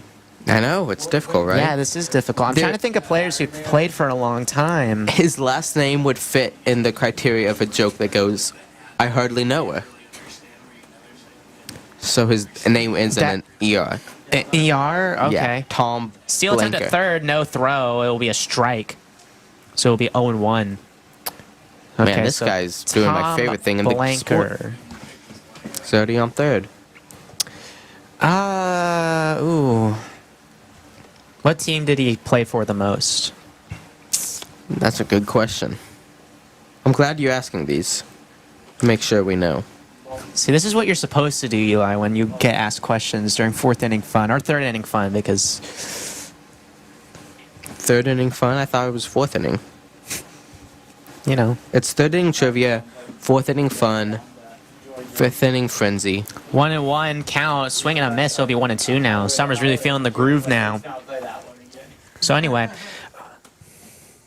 Yeah, if you'd like, we can come back to it. no. I want you to answer my questions. I feel like I'm flipping your questions onto you now because you've been looking up almost everything I've been asking you. I'm the questionnaire. 2-2 count now after a high pitch from Summers. He played for 20 seasons from 67 to 86. Played for the Mets, the White Sox, the Reds, the Red Sox. I think I figured out what he's doing. He has close to 4,000 strikeouts. That ball is going to be grounded, and Dorgan can't make the play, and Bridgeland takes the lead right back. It is now 5-4 after an RBI single. The third error of this game caused the Bridgeland to have 5 runs in the last 2 innings here. So number 7 for Bridgeland comes up to the plate. All right, so Tom... Blanker. Man. Why can I not think of this? If it helps, his right knee would scrape the mound when Oh. his drop and drive delivery. Pickoff attempt not successful. Man. I really don't know. Would you like to know? Yes. His name is Tom Seaver. Oh. Yep. The more you know. Now, who's the captain of the Venezuelan team? Oh, that's going to hit. Summer's going to hit another batter, so now there'll be runners at second and first. That's not what I would call a winning strategy. Simmons. I may not know what his strategy is there, but yeah, that's a tough hit there. Anyway, what was your question, Eli? Well, we figured out it was Tom Seaver. Yeah. Who threw the... Which president threw the first ceremonial first pitch? 1910. This is a 1910? history question. Yikes. Yikes. If it helps, this guy is known for something with a bathtub. That doesn't help. Well, he had a musical made after him. And a musical named after him. Not good musical. You wouldn't know it. Oh, pitch. It's going to be a little bit high for ball 1. Man. Okay, 1910. What number president? I don't know why I'm asking that question. That's not going to help.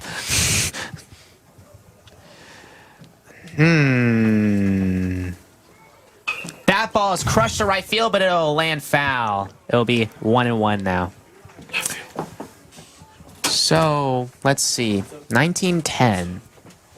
Who's the president before him? I'll decline that question. Darn. And instead, I'll tell you, he was known for being on the bigger side. Man, see, he's wised up now. 2-1 count now after a high pitch from Summers. Runners at second and first.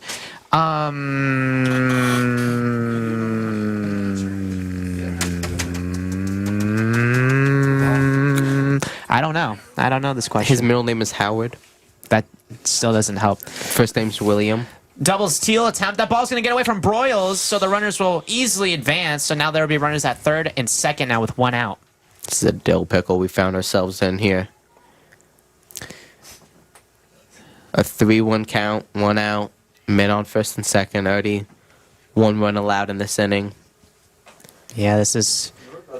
The whirlpool is forming. Yep. William Howard, 4-letter last name. William Howard. I can't believe he threw the pitch. I don't know how far I would have made it. I can't imagine he's the most athletic man in the William world. McKinley? No. Oh.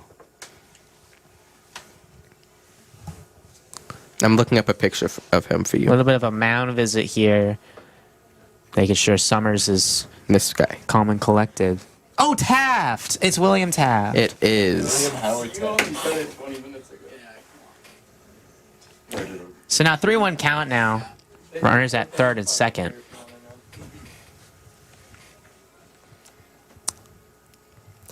Now, I'll let you know the year, but I doubt it'll help you for this next one.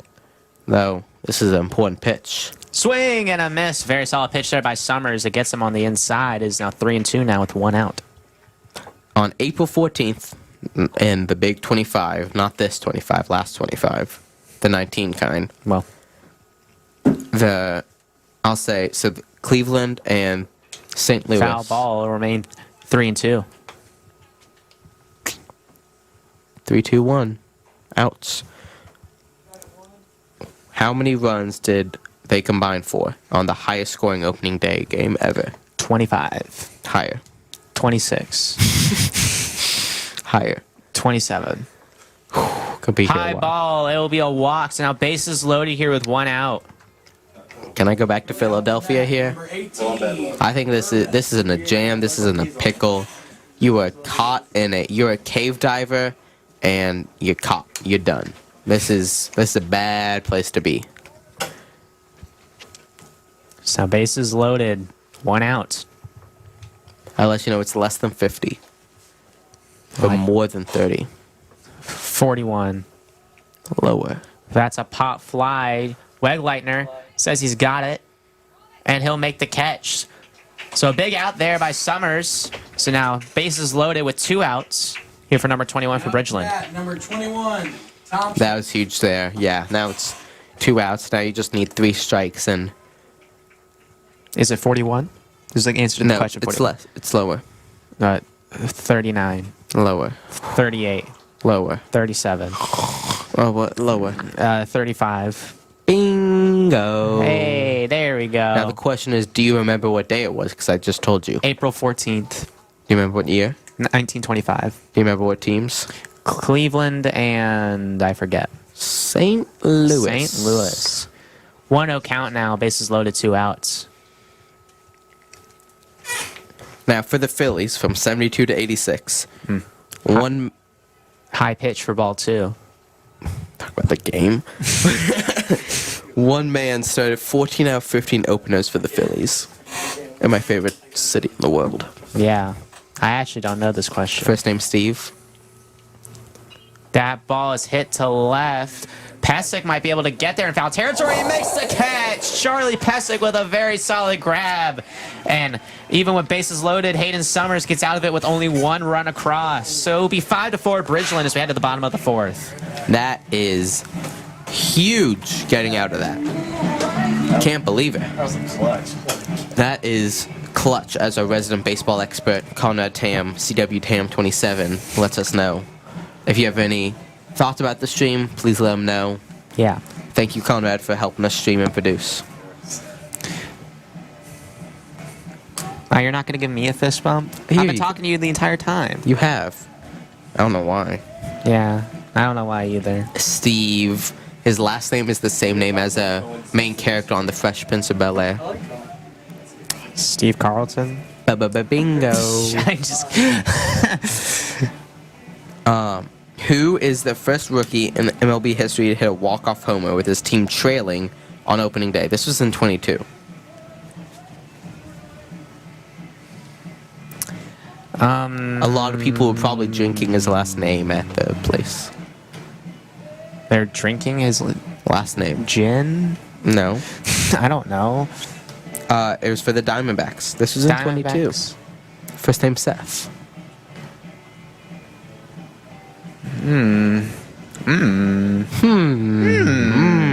Where did the villager get in here? I don't know. Seth Beer. Seth Beer. Um, See, the more you know, the more you know. This was in 23. In 23, 2 players had a 5-hit game on opening day.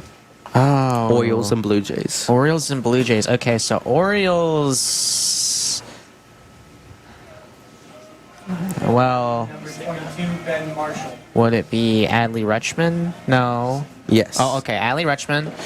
And then Blue Jays. Would it be someone I know from the Blue Jays? Probably, yeah. I feel like this is a household name among most baseball Household fans. names. Can't be Guerrero, would it? No. No. But right, G is correct on one of the names. George Springer? Bingo. There we go. There we go. So now, number 22, Ben Marshall. In here for straight Jesuit. Oh, excuse me. Yeah. Ben Marshall. In here for straight Jesuit. Pinch hitting. Here.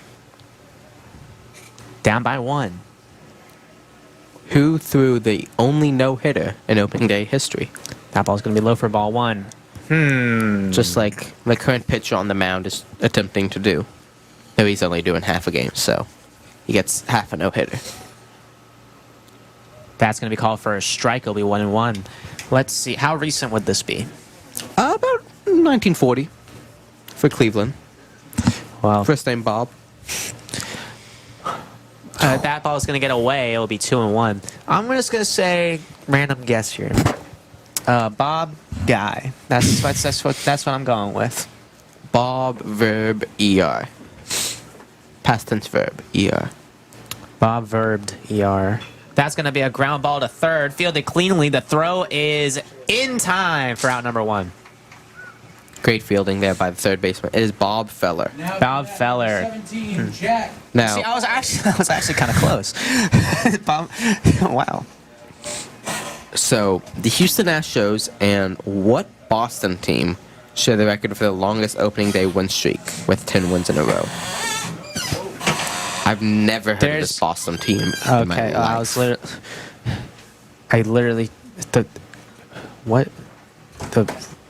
the Red Sox? No. What other Boston team? This is would an there old have been? Boston team. Oh, how old? Actually, why'd I ask that question? That ball is going to be outside and away for 2-0 count now for Jack Wegleitner, top of the order backup. The Boston. It starts with a B. That's going to be hit up the middle. A single for Jack Wegleitner, and now there will be a runner at first here with 1 out.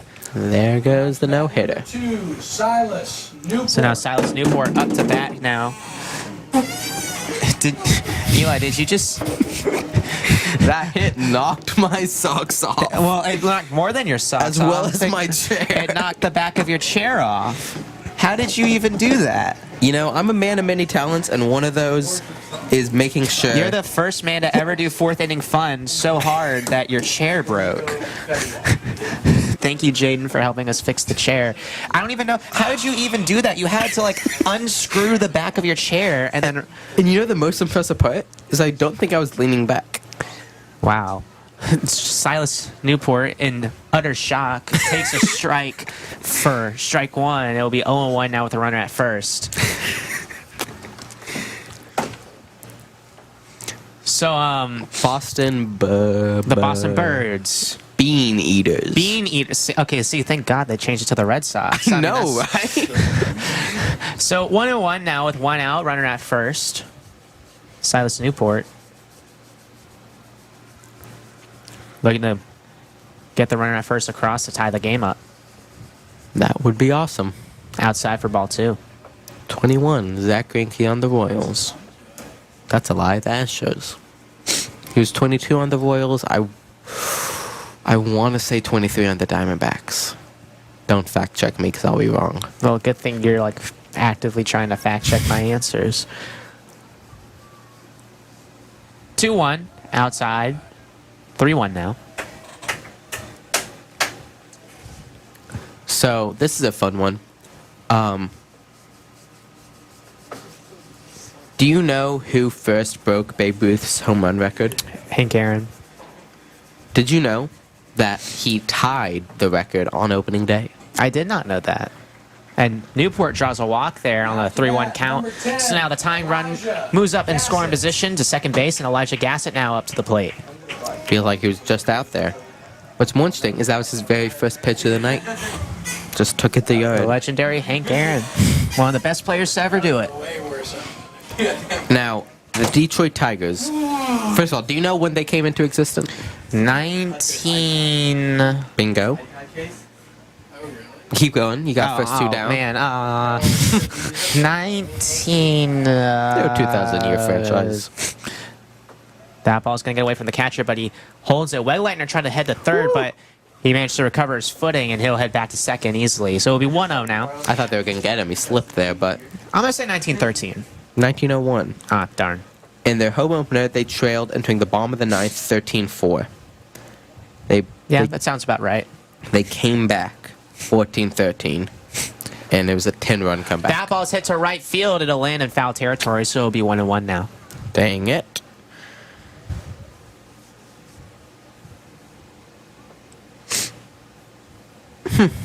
Jackie Robinson, get this, made his season debut in the MLB on opening day.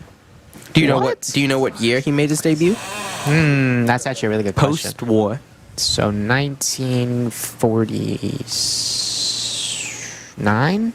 You almost had it. It was 7. That was my first thought, but I was like, that can't be right. See, I'm second guessing myself. Eli, you would never second guess yourself on my questions because you don't know the answer. What's the captain of the Venezuelan baseball team? That would be Salvador Perez. Dang it. And you can't check me on that because you don't know the answer. Yes, I do. It's Salvador Perez because I looked it up. 2-1 count now. That's going to run inside. Gassett gets out of the way, and so it'll be 3-1. Man.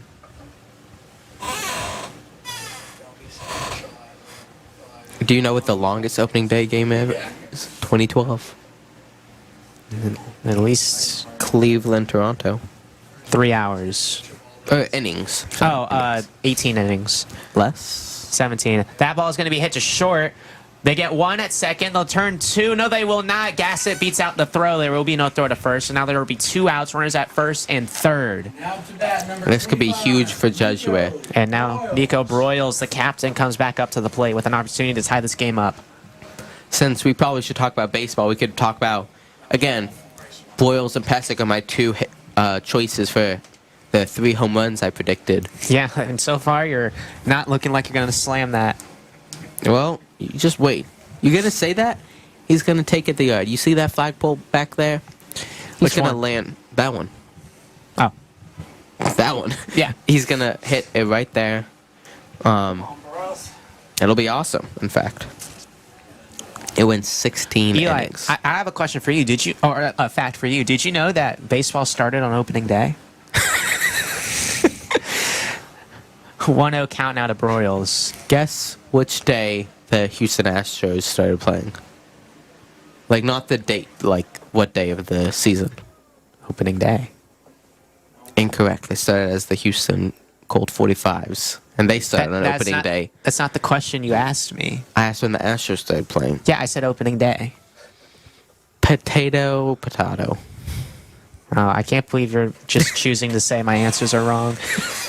Who's hit the most home runs in MLB history? That'd be Barry Bonds. No, it's Barry Bonds. What? 2-0 count now to Broyles.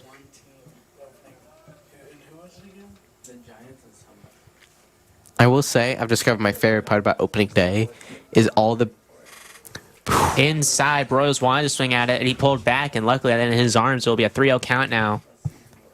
All of his, all of these are like, this player or this team made their debut on opening day. It's like, I hope so.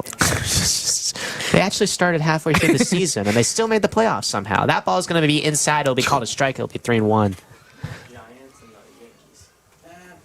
Managed to nick the corner. The offense. MLB will be fine with putting that a day. You know, one of my favorite additions on opening day is when the reigning World Series champion, that ball's fouled off. It'll be 3-2 now. Payoff pitch. It's when the reigning World Series champion wears like a gold version of their That's jersey. awesome. So, Eli, can you tell me who have been the last, let's say, What year is it? 2026. Who have been the last 4 to do it? Wear that gold jersey. Are you asking like each year or each team? Each team. Because it'd be, Dodgers, Rangers, Astros. Those are my... Well, Dodgers, Rangers, Astros. That ball is going to be hit to third. The throw to first is going to be in time. And so Broyles grounds out to end the 4th inning. In our 4th inning fun, it is still 5-4. Bridgeland with the lead. And Straight Jesuit remains down by 1. Came out of that scoreless. That's a tough pill to swallow for the Jesuit team here. Those are some good questions, Eli. You know, it's Those your were. first 4-inning fun where you ask the questions instead of just going, let's talk about the game. Yeah, it was awesome. Because we went for 2 innings, you could say. Yeah. So now number 13 for Straight Jesuit will come out onto the mound. Another pitching change. That would be Trip Cropper, the senior. I do like this, what the Jesuit coaching staff is doing, is they know that once you get deeper into the bullpen, once you go 1 rotation around, it typically starts to not go as well for the pitchers. Yeah. And so I like them constantly changing. Because remember, we talked about how deep their bullpen is. Yeah, they're 18-0. They're a fantastic team. And Jesuit should be very proud with, they're 1 run behind, but they've been playing better as well as them. Well, remember, Eli, there's still a lot of game left. So they Got a lot of game left in me. they got a long game left. Game is not gone. Unlike what those European would have you think. What? You know how they say game's gone? No. That's what I'm... What? No? We'll go... See, I don't go to Philly and I don't go to Europe. Those There you are go. 2 places that I haven't been, and apparently you seem to know a lot about. What about East India? Have you been there? Just wait till I start talking about cricket. No, they go, game's gone. Game's gone. Game's gone. And the game's not gone. Jacob Scheinbein is out. No, he's in. Yeah, that's what I mean. He's out on the field. That's my goat.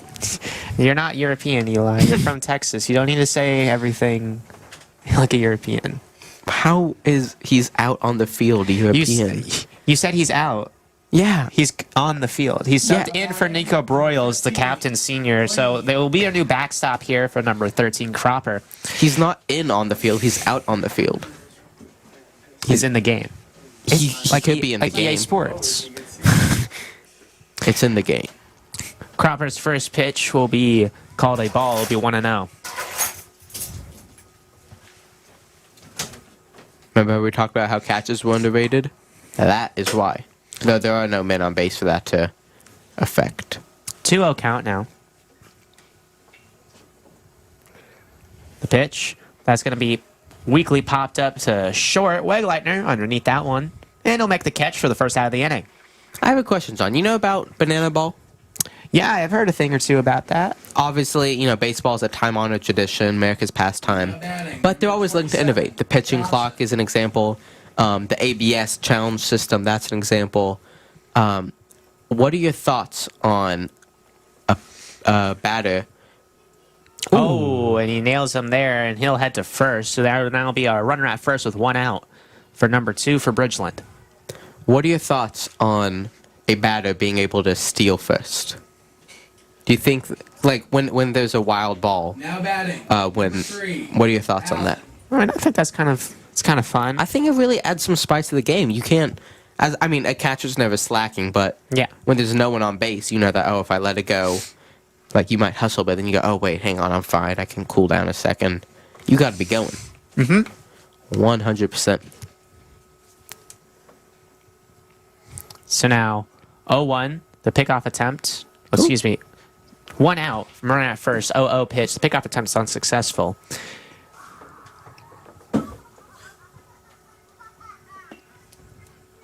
So now 0-0 pitch. Cropper looking back at the runner at first. The pitch. Outside for ball 1.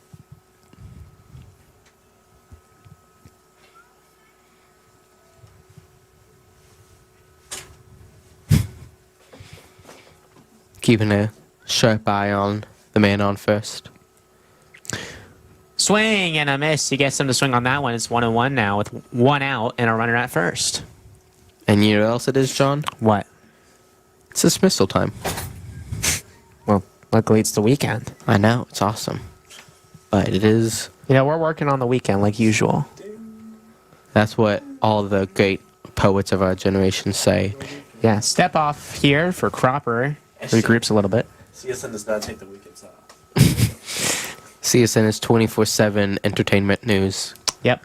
Please insert 25 cents to continue. The steal attempt for Bridgeland is going to be successful as it looks like number 8, the new catcher behind the backstop, Jacob Scheinbraun's throws a little bit high, goes in the outfield. Luckily, the runner doesn't continue to advance. He'll stay at second. So there will be a runner at second. 2 balls, 1 strike, and 1 out. Yeah, good play by Scheinbein. Excuse me, not good play by Scheinbein. Bit high of a throw, but I'm glad the runner didn't realize what was going on, because if he had kept running... The runner will now try and get to third. Scheinbraun's throw is a little bit late. So now the runner steals both second and third. So now the runner at third, 2 balls, 2 strikes, and 1 out. Great stealing. Again, I think he was the one who stole 2 bases last time as well. Still very part of the sport. Hasn't changed in the last 20 minutes. Oh! And Cropper hits another batter. He'll head to first base. So now 1 out, 2 runners on, 1 at first and third.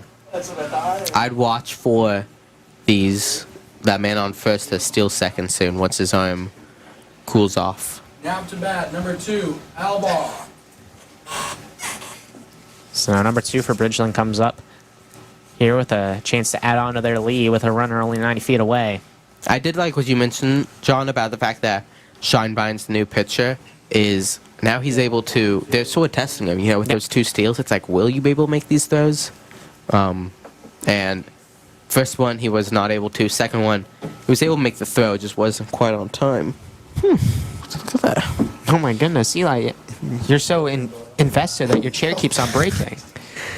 I'm edge of my seat, just the wrong edge. Yeah, I mean, your entire chair is about to be just edge. There's no back.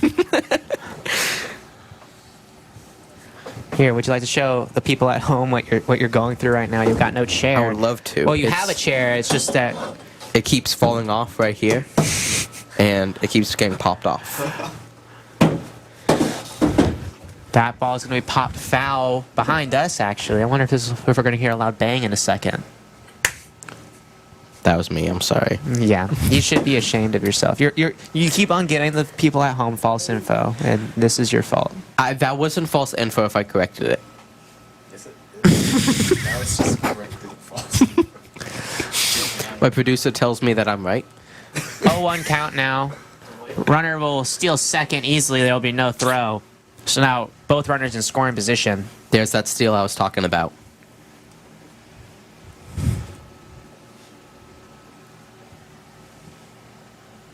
So now here we go. 1-1-1. 1-1. Uno, uno, y uno. That ball's going to get away from Scheinbein. The runner from third will advance. And it looks like it might have actually hit the hitter. So instead of a run scoring, the runner at third will actually have to go back because it hit the batter. So now it will be bases loaded with 1 out.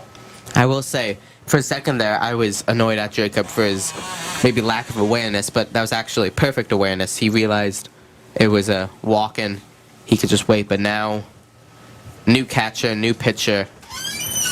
Let's see if they're able to get out of this blackberry jam here.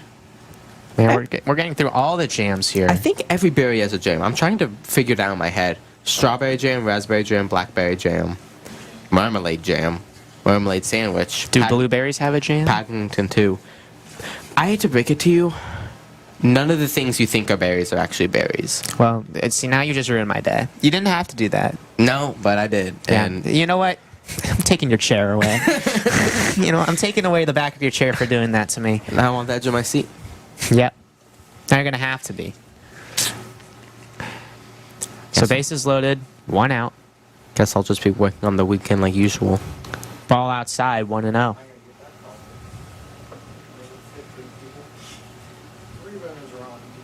One out count, runners all over the bases. 1 out. Everywhere. I'm pretty sure they're going to be in the outfield soon. That's going to be a foul. It'll be 1-1. ran on the inside, got him to swing. Stinger on the hands, that's not a good feeling, you know, when the ball runs inside and you hit the That's the stick. worst. I don't really know how to describe it, the real like handle part of the bat. Yeah, I know what you're talking about. Yeah, you know, the baseball expert knows what I'm talking about. I do, yeah. 1-1 count now. Called strike 2 on the outside edge. I have a question, John. Was that the 5th or 6th player or batter that's been hit by a pitch? It's probably the 5th. Yeah, that's probably around there. I haven't been keeping too much track. I have. It's the 6th. 1-2 count now. It's fouled back. It'll remain 1-2. Bases loaded.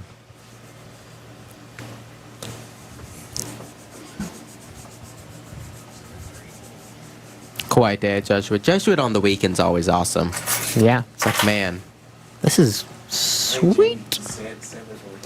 Pitch. That one's popped up in foul territory. Marshall, number 22, looking to catch it. Will he? It looks like He will. I he think. will. So a very solid catch there by Ben Marshall, the new first baseman, coming in for Charlie Pesic. Oh, no, excuse me, moving Charlie Pesic to third. And number 7 for Bridgeland comes up to the plate now with 2 outs, bases loaded. I would like to point out, I doubt it, but remember, 5th, 6th, or 7th inning, if you have a 5-run lead, that's a mercy rule. It is only, it's a 1-score game. I doubt we'll see a mercy rule, but with bases loaded, I would be on mercy rule watch, as they need 4 runs, and a grand slam would end the game here for us. Outside for ball 1, it'll be 1-0. Or will it be a strike? You know, I guess we'll never know, to be honest with you. I think it's sort of like up in the Hit air. up the middle. Oh, it's stopped by Cropper, who gets the out at first. Cropper puts his body on the line to stop that ball. And instead of bases loaded, all runs coming across, no runs will come across. It'll Wow. remain 5-4. Cropper with an incredible inning, a clean one. If I thought Bridgeland's pitching last inning against Jesuit was great, this was fantastic in getting out of the jam. What a pitch. What a pitch and what a stop there by Tim Cropper. Or Trip Cropper, excuse me. Making sure to get the out there at first. And so now Straight Jesuit has the opportunity to tie the game here. You know, I think it is very interesting where at each at-bat and each inning, there's lots of strategy in baseball. It's a very underrated strategy, I think. The issue is in this dead time where we would normally talk about strategy in most sports. Here, if you had to ask me what the strategy would be for Jesuit, it would be hit the ball over the yard and just like go the distance. Yeah. And so, that's what I'll say to do, is I think they should try and get men on base and get men home and probably score some runs if I was a betting man. Yeah. That would be my personal strategy. Yeah. Hit the ball, hit it far, you know, do typical hit things. You know, like making contact with the ball. You know, this is why you should be a baseball manager. I am. Not yet, though. Yeah. I'm a time traveler from the Italian dimension, if you remember. And so... and so, what that basically means is that I'm a manager in the future wearing a 3-piece suit. That's like my career path.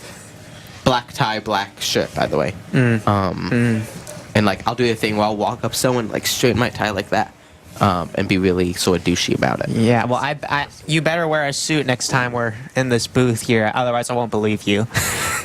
So David Rayun comes up to the plate. Do I need a black shirt and tie? Yeah. Dang it. See, you've cornered yourself here. What about a tux and bow tie? Sure. Down.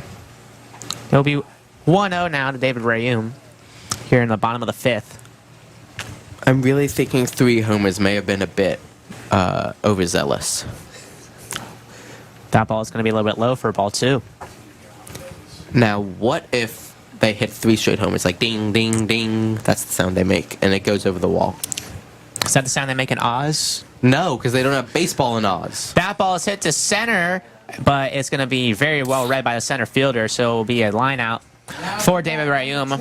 And now Charlie Pesic comes back up to the plate. That's the most frustrating type of pitch because he hit it far enough, and the center fielder, like the way center fielder was moving, was if he went like 10 feet to the right or left, it would have landed. But he just managed to hit it dead center right at the center fielder. And so it's tragic. It sure is.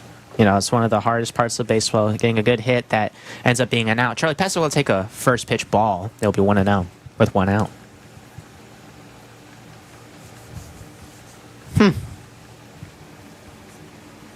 Yeah, that's what happened. He'll take a strike now. It'll be 1-1 with 1 out. Go figure. Wind's blowing if you didn't know. Inside the press box, outside the press box. Yeah.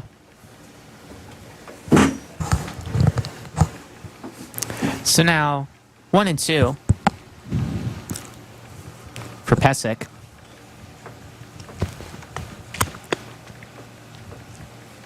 Tells him, giving him the hand. Yeah, talk to the hand ump. That ball is going to be outside. It gets away from the catcher, but luckily there's no man on, so it'll be 2-2. I'll give baseball this as well. I think they have some pretty underrated drip. When I think of drip, I think of football, to be frank with you. But baseball, the chains... That'll be called for ball 3. It'll be a full count now with 1 out for Pesic. Payoff pitch. Wind's really picking up. Yeah, that must have been the wind. And that ball is going to be called strike 3. Gets away from the catcher. Pesic's going to try and outrun the throw, but he will not. It will be out number 2. So now Noah Franshaw in here to pinch hit. Number 5, another one of those two-sport athletes, varsity wide receiver. Only a sophomore. He's one of the best athletes we have at the school. Only a sophomore, both a starting varsity baseball player and a starting varsity football player. He'll be here after we graduate. Or... That's how Never time mind. works. Yeah, I was going to Yeah. say, or if we fail our classes, we'll graduate with them. But I'm not failing my classes, are you? I hope not. Quarter 3, we're in the 4th quarter. Can you believe it? Only the 5th inning, but the 4th quarter. Wrong sport again, Eli. We're in the 5th inning. It's the school year. Come on, man. Get your mind out of I'm the. too baseball pilled. Yeah. You need to start thinking in more baseball terms. We're in the 9th inning, actually. Get your head out of the books. That is going to be called for strike 1 on the inside on Franshaw. Watch this. It's going to be a ball to the outside. That ball is going to be hit to center, but right at the center fielder. So another 1-2-3 inning here for Straight Jesuit as we head to the top of the 6th. Bridgeland up 5-4. That ball did go to the outside. It went over the middle. Yeah, outside of the infield. It's outside of the press box. it's So called- obviously it's on the outside. It's called the outfield for a reason, John. Yeah. Baseball expert, by the way. Why? I have a fun fact for you. Why? That you probably know, but the people watching probably don't. Not pitching. That the captain of Venezuela is Salvador Perez. Is that we make our own graphics here at that shit. Thank you, Stanley Vo and Cohen Simpson and Eli Shabay. But Thank you, Eli Shabay, for telling us about how we make our own graphics. Not that Eli Shabay makes them. This is not even our graphic. This is your T-shirt.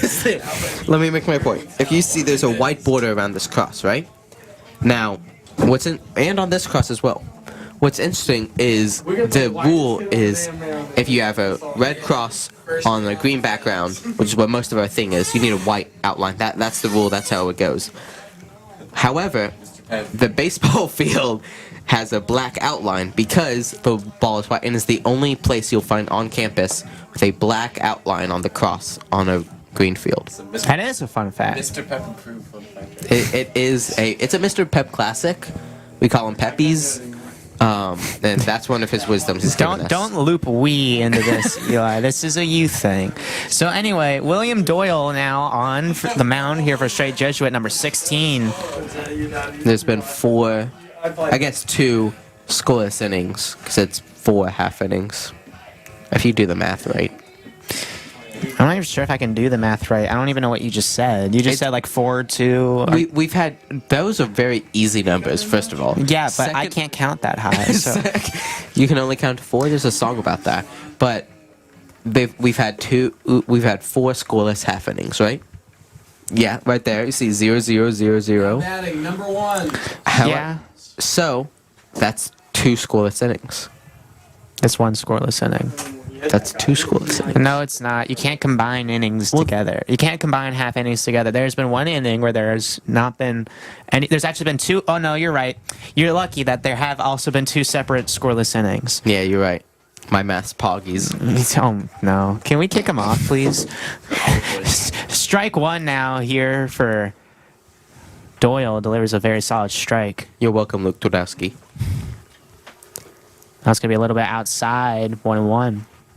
I do like batters that will shake their head when they know that it's a ball or they know they shouldn't swing at it.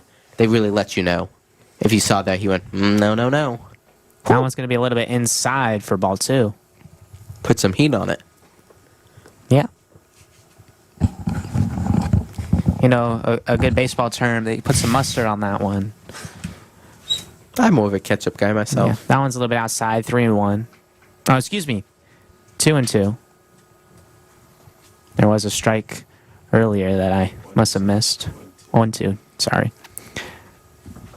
Or No, you were right originally. It was 3-2. I was right. The scoreboard was just a bit laggy. Now batting 18. Urban. So now, runner at first, no outs. Number 18 for Bridgeland coming onto the plate. 5%. Let's see if we can get a. Well, no, this will complete the second scoreless inning. There we go. My math's working. It'll be the third scoreless inning. Bunt attempt is unsuccessful. The steal attempt will be successful here for Bridgeland.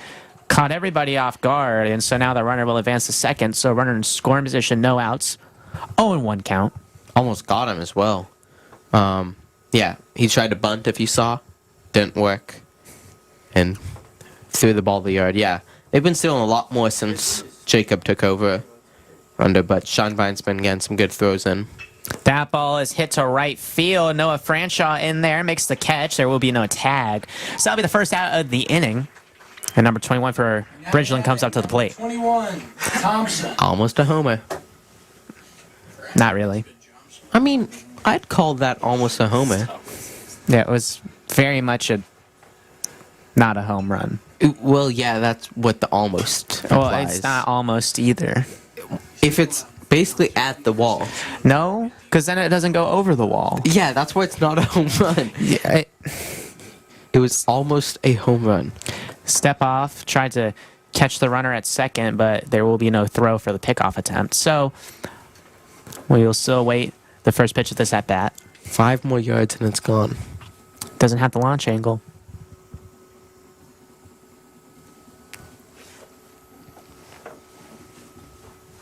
Pitch, fouled back 0-1. That was almost a hit, but it went backwards. So Yes, that's exactly what I meant. It was almost a home run. He beasted the ball all the way back there, and then it almost went over the wall. You're welcome, Luke Podowski. If anyone's curious, this is... that's going to be hit up the middle. Oh, but Doyle stops it very well. The throw to first is in time. The runner will advance to third. William Doyle with a very solid stop with his glove on the mound. And so now there will be 2 outs with a runner at third. Great coverage there by Doyle. That was almost a hit. It's called a sacrifice play. Yeah.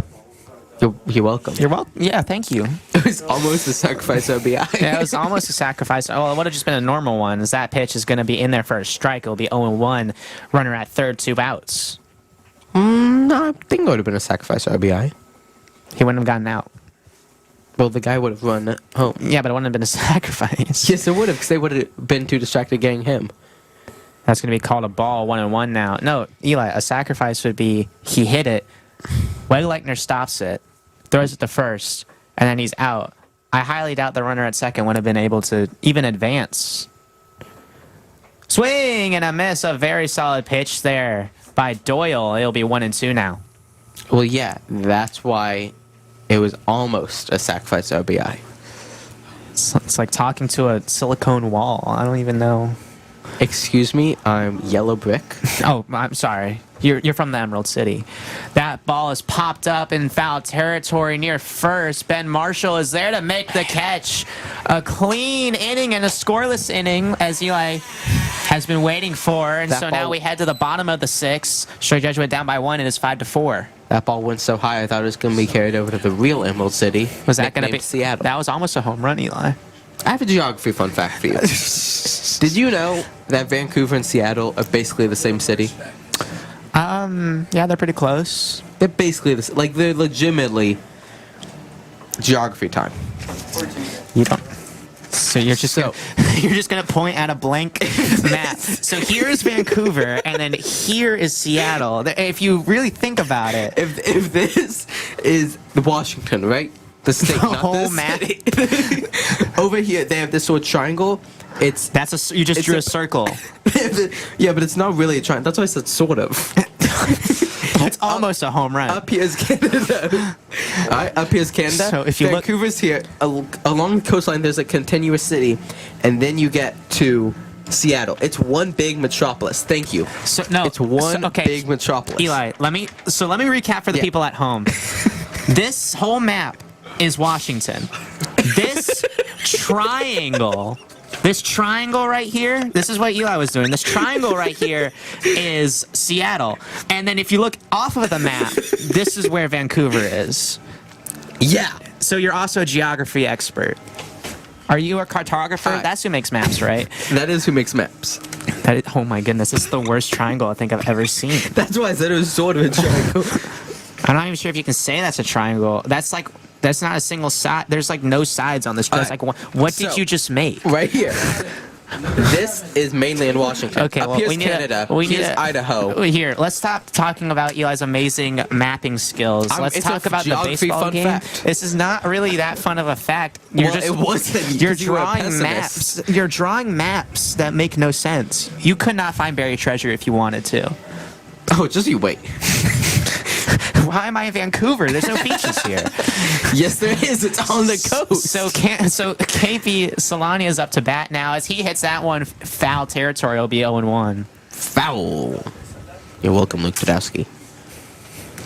You know, half of these people are going to be like, who's Luke Twardowski? And you're going to see he's in Vancouver. LP Twardowski, 27. Swing and a miss. That ball really buckled on KP. 26. Now we're just talking about numbers. Speaking of numbers, it's a 0-2 count with no outs in the bottom of the sixth. That ball is fouled off. Once again, it'll be 0-2 still. Foul. Are you ad-libbing now? What do you mean ad-libbing? Every time I say something, you're like, foul. Yeah, I've been requested. Yep. I've been requested. Again. That ball is fouled off. Foul.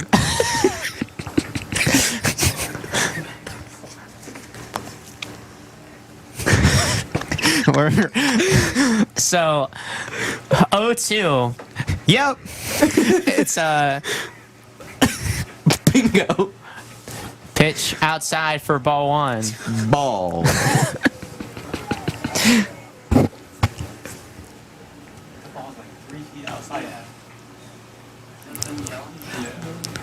Man, this is like a normal stream until like this last few seconds. As KP grounds that one to third, the throw is going to be in time. Very solid swing there, but a very solid throw by the third baseman now.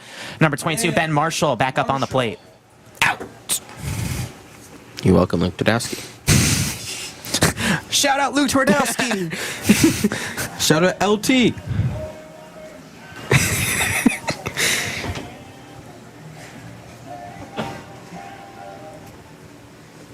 So here we go. Marshall now, 1 out, no men on. Down by 1. Thank you so much, Jaden. Weak fly ball to short. That will be caught for out number 2. And now Jack Wegleichner up to the plate.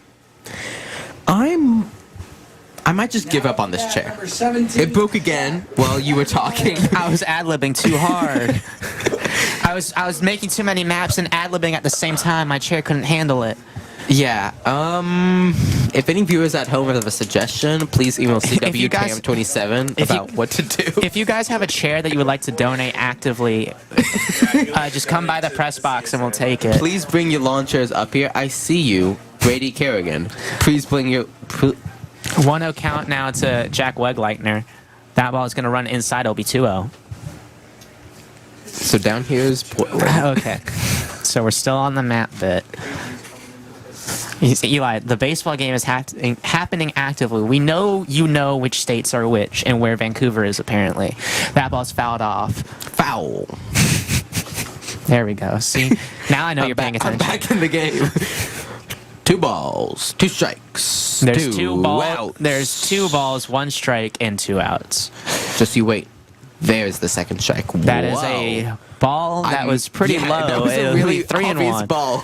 Maybe you shouldn't pre-fire your calls here. Are you ready for this? No. Strike. That ball is hit to second. It's over his head into the gap. Wegleitner will have a single as a very solid cutoff by the left fielder, stopping it from getting to the wall. So now Silas Newport comes to the plate, capable of hitting some tape measure home runs, and the tying run is at first. Single. Oh my gosh, you drew like a giant black hole. Because it's a big city. And like, it's also, mind you, not a triangle. So It's not a triangle. I said it was almost a triangle. a circle's not almost a triangle. This is not a circle. That's a circle. That is okay. Sorry, it's an oval. My mistake. No. It clearly has a bend. What are you even trying to make here? I'm trying to make the Veruvian Peninsula foul. I made up that name. I'm yeah, sorry. I was about to say, isn't a peninsula connected? That's an island. Do you know what Washington's geography even looks like? I've seen the picture of the state. It's 0-1 now, 2 outs. Eli, focus on the baseball game at hand and stop being the map expert. It's in my blood. Ground ball foul. Foul. You know, it's also in your blood. You saying Vancouver is on the map while actively. You made a map. You tried to Look at that. Vancouver's right there. That's one big city. Hold on. I'll look in a second. 0-2, 2 outs. 0-2, 2 outs. Foul. Outside for ball 1. All right, let's take a look. See here. You see, there's Seattle. There's Seattle, and There's then Vancouver Vancouver. has like a whole. And That's then okay. This No, is the triangle thing. just not even gonna listen to you anymore. Mind you, see, okay, just to give the people at home a little bit of an insight. 2-1 count now. That ball's crushed, but foul. Foul. 1-2 now. Oh, it'll remain 1-2. Eli broke his chair It's fine, again. Jay. No, it's fine. I'm just gonna call it quits. So Eli showed me a real map. And that map showed that Seattle and Vancouver, while close, are not actively right on top of each other. Yeah, they are. Swing and a miss. A very solid strikeout there gets Silas Newport, and they will strand the runner at first as we head to the top of the 7th, the final inning here in high school baseball. Straight Jesuit has the opportunity to hold them to 1 more run, and if they can, they'll hopefully get an opportunity to either tie or walk it off, but we'll have to see. So anyway, as I was saying, as Eli Chabet was telling me, here, he'll fix his chair while I tell you about it. As Max Agee now comes on as the newest pitcher here for Straight Jesuit, Eli Chabet showed me an actual map, not one that was drawn with squares and pencils and no rulers, so no measurements whatsoever. He showed me that Seattle and Vancouver are close, but they're not right on top of each other. You showed me them. Oh, you can't see. Yeah. You guys can look it up at home. Here, I'll look it up. Yeah, your phone won't be any better. Stop lying to yourself. Vancouver. Actually, I'm on the wrong app. What? I'm looking up Vancouver. Can I talk to the good people? Yes, you can. Conrad's taking over. Oh my gosh. Hello, ladies and gentlemen. It is your producer of this stream, Conrad Tam. I want you to know that there is an Arctic breeze of approximately negative 20 degrees blowing on my chair right now, coming up from the vent, and it is a not fun experience. So I want you to know that I'm freezing my butt off so that all of y'all can have a quality stream. Conrad, would you mind if I have a word? Oh, of course.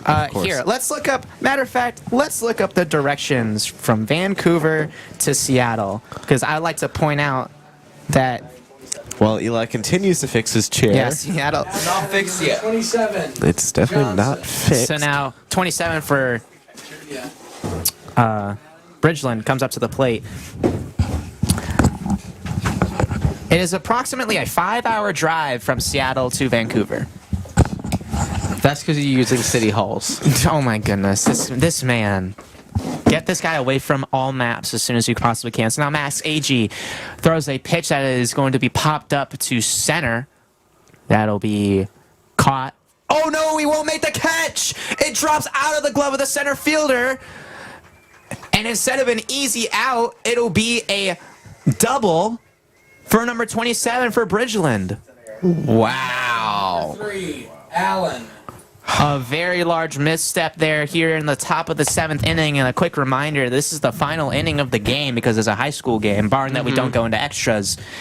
That is something you don't want to have, a runner in scoring position in a one-run game. Can't believe it's 5 hours. No, but seriously, I can't believe they dropped that there. I was going to say something about how I don't like it when... Bunt attempt. They're not going to get it. It'll be 0-1 now. I don't like it when, it's a big fly out, but they're still run because he managed to land it right in sort of the center, but he got his glove underneath it. He just couldn't reel it in. 0-1. Another bunt attempt is going to be backwards, and that will be 0-2. Almost a bunt. Just like how Vancouver's almost at Seattle. It's the same city. They're not the same city. They're 5 hours apart. Have you seen Galveston's technically a different city, and we are so much closer to each what other. could possibly be between Houston and Galveston? Nothing. Yeah, there's stuff between Seattle and Vancouver. Yeah, it's almost like they're not in the same. It's almost like they're not the same city. Yeah, it's called suburbs. It's Everett, Mount goodness. Vernon, Bellingham, Richmond. You know what? I'm just gonna stop talking to you. It's 1 and 2. They keep stealing Virginia's names. Hit up the middle. Oh. AG tries to stop it. It's fielded by Wegleitner. The throw to first is not in time. An infield single there for Bridgeland.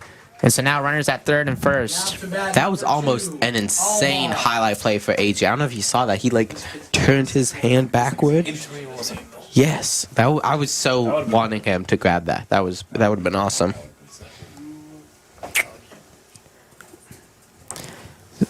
Getting into the 13th hour for Jesuit here. No outs yet. No outs. Runners at first and third. That ball is stopped by Scheinbein. Scheinbein. I forgive you. Thank you. Just like how I forgive you for thinking that Vancouver and Seattle were very close to each other. Nothing to forgive. Pickoff attempt unsuccessful.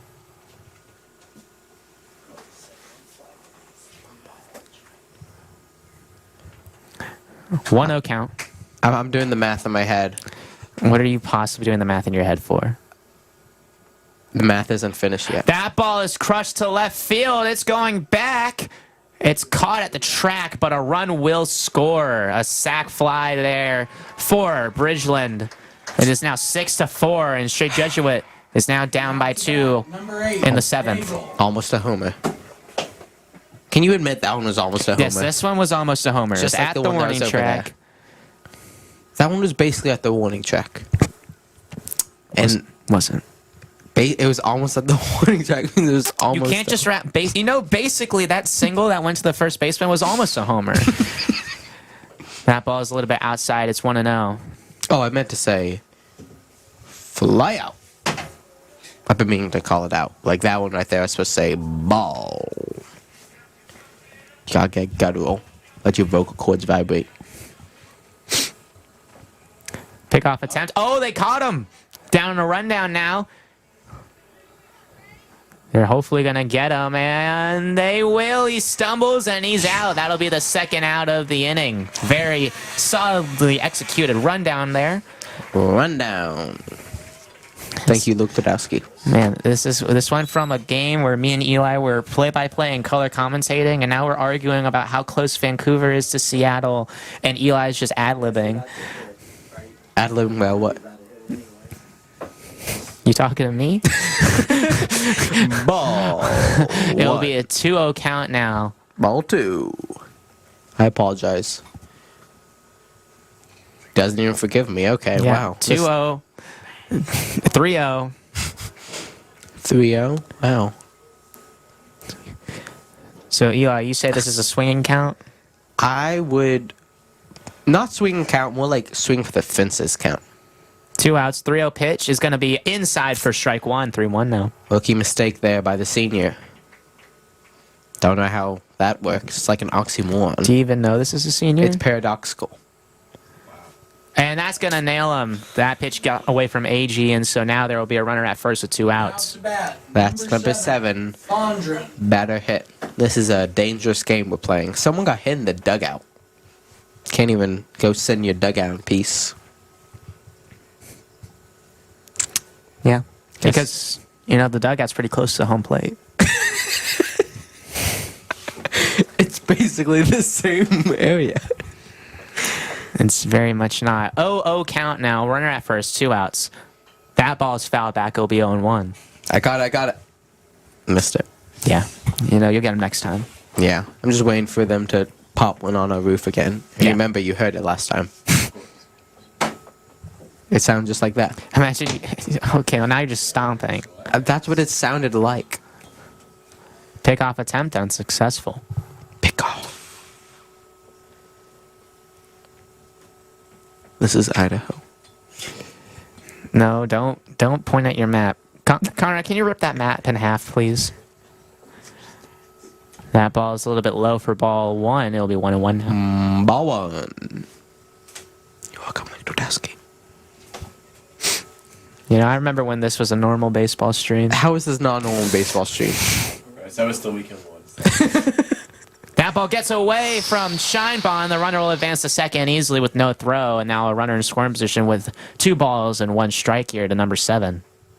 That might be, like, again the Jesuit game in the coffin. It's not the nail yet, but they're getting ready to sprinkle some garlic around. Yeah, what are Do you you talking know about nail in the coffin? That is weakly hit to Wegleitner, and he can't make the play. It bounces off his glove. The runner moved off of third, but he gets back in time, so now there will be runners at first and third with 2 outs. Now to bat. 5th number error 1, of the Simmons. game is just tragic. This has been a faulty infielding game. There's lots Yeah, to that- improve on. Defense is starting to come apart here in this last inning, and it's not really good when you're only down by 2. Called a whirlpool. They were down by 1, remember? Yep.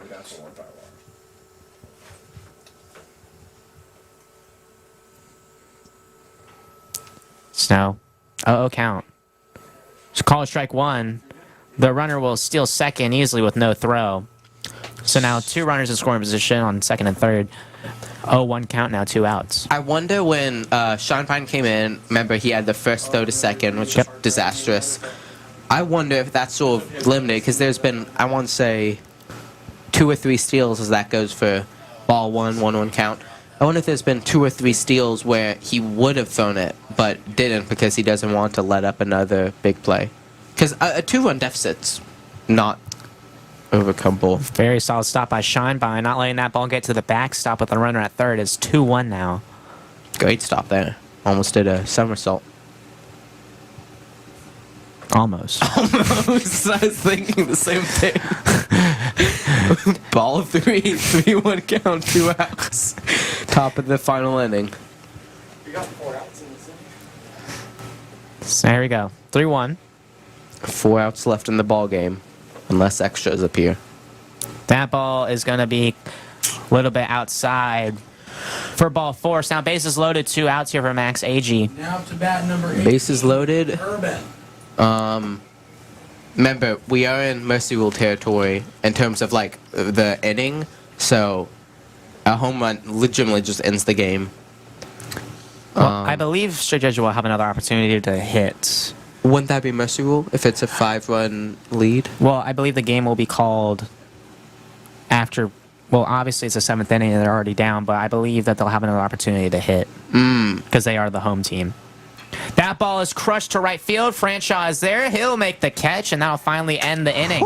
So Straight Jesuit, bottom of the 7th. One more opportunity to get 2 runs across, and this will be probably the toughest performance their lineup's going to have to face. I believe this is 3 straight innings where it was 2 bases loaded and one was like a man on like second and third or whatever, and only 1 run out of all that has been a great save by the pitchers here. Yeah. Yeah, the Straight Jesuit offense is really going to need to turn it up here in this last half of the inning. This is where it all comes down. They're currently on a 12-game win streak, and that could end right here, right now against Bridgeland. I mean, Bridgeland's on an 18-0 win streak, so 18-0's kind of redundant. It's just called an 18-win streak. Hello. Hi. It's our friend, Conrad Tam. Oh, we need to show them. Oh, yeah. So here's the map that is very inaccurate, by the way. So this is, by the way, not at all what the actual map looks like. I would like Yes, to it is. point that out. This is not how that map looks at all. I think that is what we in the business call a hater. I'm not hating. Eli has stolen my chair. I have. So Eli, you're stealing chairs. You're getting geography I'm wrong. not and stealing you're- chairs. You know, okay, sorry. You almost stole a chair. Chairs. That is a great call, Connor, and I'm going to steal it. If the Jesuit players here can steal bases just like I stole that chair there, then we'll be all the merrier. So number 14 for Bridgeland. He came in early in this game, well, relatively early in this game, and so far he hasn't come out. He's looking to close it out here for Bridgeland, as they only need 3 more outs to keep their win streak alive, and Elijah Gassett will start off this inning here for Straight Jesuit. This will be his this will be his 4th and a 3rd inning. He'll pitch here. Yeah, almost. No, 4th and a 3rd inning. He'll pitch here. There's no almost about it. One-man band. Group, just like these guys. He was prepared to run down the entire stream himself. That's what I'm doing. Yeah. Shout out Conrad Tam. Yeah. He's doing this all by himself. And he's had to listen to us speak the entire time. And he's cold, and so I'm so cold. I'm doing my And I lost my good chair because Eli stole it. don't lean back. Strike 1 delivered to Elijah Gassett. 0-1 now. Bottom of the 7th. Feeling comfy. Swing and a miss. Gets Gassett to swing on that one. It'll be 0-2 now.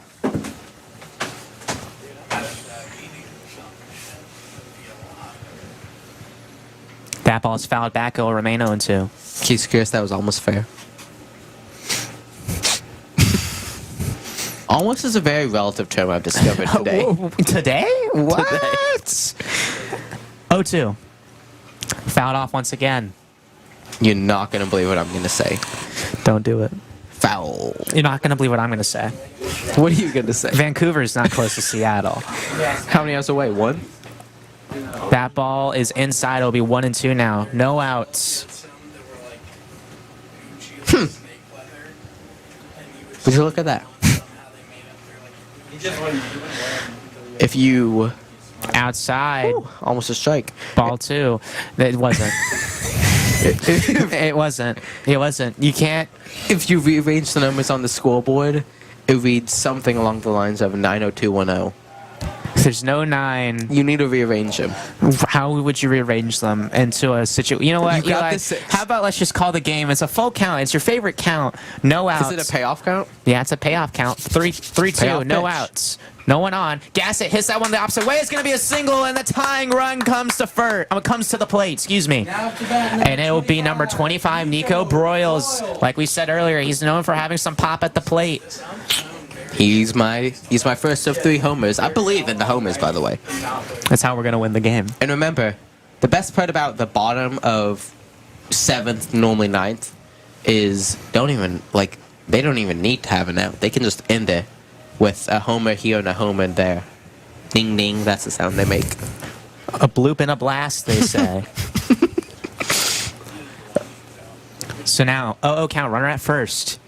Here for Broyles. That one's going to get past the catcher. Gasso had the second easily, so now runner in scoring position here. 1-0, excuse me. A blang and a blit.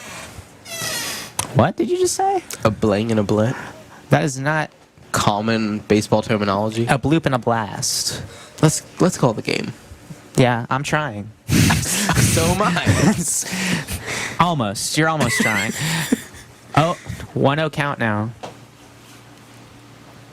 That'll be called for a strike. 1-1. Right on the money. Is there a thermostat in here? Genuine, like 40-degree winds. There's not even a sun. So now 1-1. No outs. You're right. There's Runner no at heat. second. That ball is outside. It'll be 2-1 now. See, Eli, that's the difference between you and me. I'm not cold. You're almost cold. And I... That's because you're further away from the vent. You're almost where I am. 2-1 now. Runner in scoring position. Bottom of the seventh. Final inning of the game. And Broyles swings at that one. He won't make contact. 2-2 now. Come on, Nico Boyles. That's his theme song. Eli's got his own wall songs. Sure. I feel like you're confused about something. I'm very confused about everything at this point. 2-2 count now is what I'm not confused about. Runner at second. No outs. Ball outside. Full count now. Another full count drawn here by the Straight Jesuit hitters. Payoff pitch for, come on, Nico Boyles. Is this what they say for when he plays in Emerald City? He's wearing the emerald colors. He is. That's like forest green. Then why would you say Emerald? I lied. That ball is crushed to right, but it will be right at the right fielder. Very solid swing there. Just almost too good of a swing as it is right at the right fielder. So, Not almost a home run. yep. 1 out. Runner at second. And David Rayum comes to the plate. Come on, Rayum. You know, when he makes it to the big leagues, you know what the chance can be, right? No. Rayum. And it'll like You're resonate. you're calling it. You want royalties whenever people do that. Oh, yeah. That's the plan. That's how I'm making my fortune. This will actually be the final out here for number 14 for Bridgeland. He'll be taken out, and it looks like number 17 is in here to close out the rest of this game.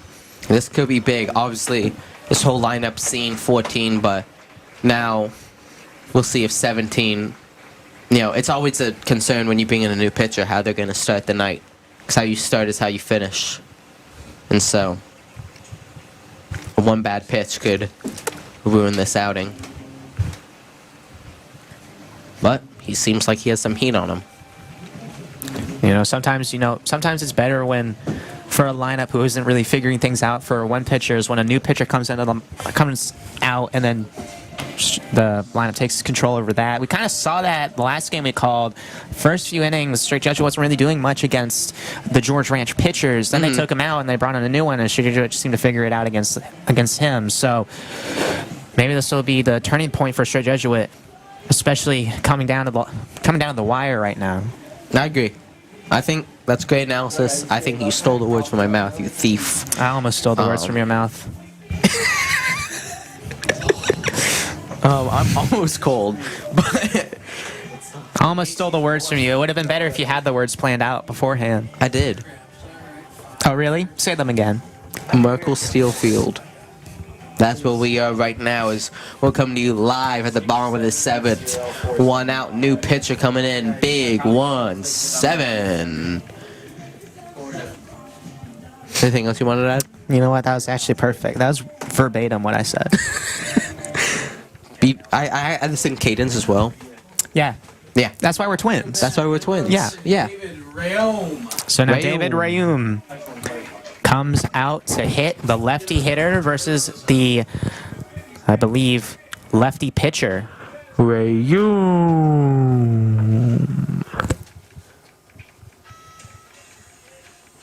Got really quiet in here for some reason. Yeah. I'm not sure why. The chant was so loud I couldn't think for a second. It's deafening. Just like how loud when Rayum hits it, it will be. And that ball's going to be a little bit outside for ball one. There's been a couple of catcher/pitcher errors here that are letting them slink by. The 1-0 pitch. Outside for ball two.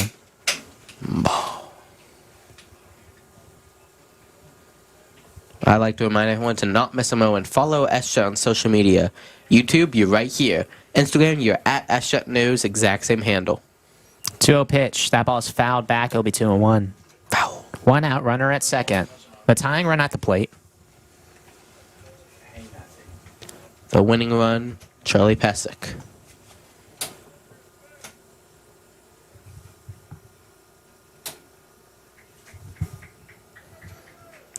It's now 2-1. That ball is weakly hit right back to the pitcher. He'll throw it to first in time. He jammed Rayum, and so now it's down to Charlie Pesic to keep this game alive. Charlie Pesic. Pesic, he has a lot of pop. He's more than capable of sending one over the fence and tying this game. But he's the last line of defense Straight Jesuit has for keeping this game alive. I'm calling my shot. He's in that light post back there. You know, you haven't been right on any of your shots today, but let's hope this one is correct. That's what I'm calling it. This pitch is going to be a strike. 0-1 now. 2 outs. Runner at second. Tying run at home. Or hitting, rather. I probably should have phrased that a little bit better. I forgive you. Thank you. At the plate, we call it. That ball is hit into the left center gap. That's going to fall for a single. Dassett will score. And the winning run, and Noah Franshaw heads to the plate. It's a ball game. Casey didn't figure it out. It's almost a ball game. So now Noah Franshaw, the sophomore, up to hit now. He will be the winning run. There's only a couple times in a game where you have Number 29, Jake Burton. every pitch can be the death to you, you know? Yeah. Like at any moment, if he homers this, ball game. Yeah. Jake Bird now on the base paths here for Charlie Pesic, getting a little bit of speed on the base paths. He represents the tying run. Franshaw represents the winning run. I represent the commentator. Yep. And so do I. This pitch, strike one. 0-1 now, 2 outs, runner at first. Good pitcher. This pitcher, despite allowing a couple of hits, been pitching pretty well overall. He has some nice movement on his pitches.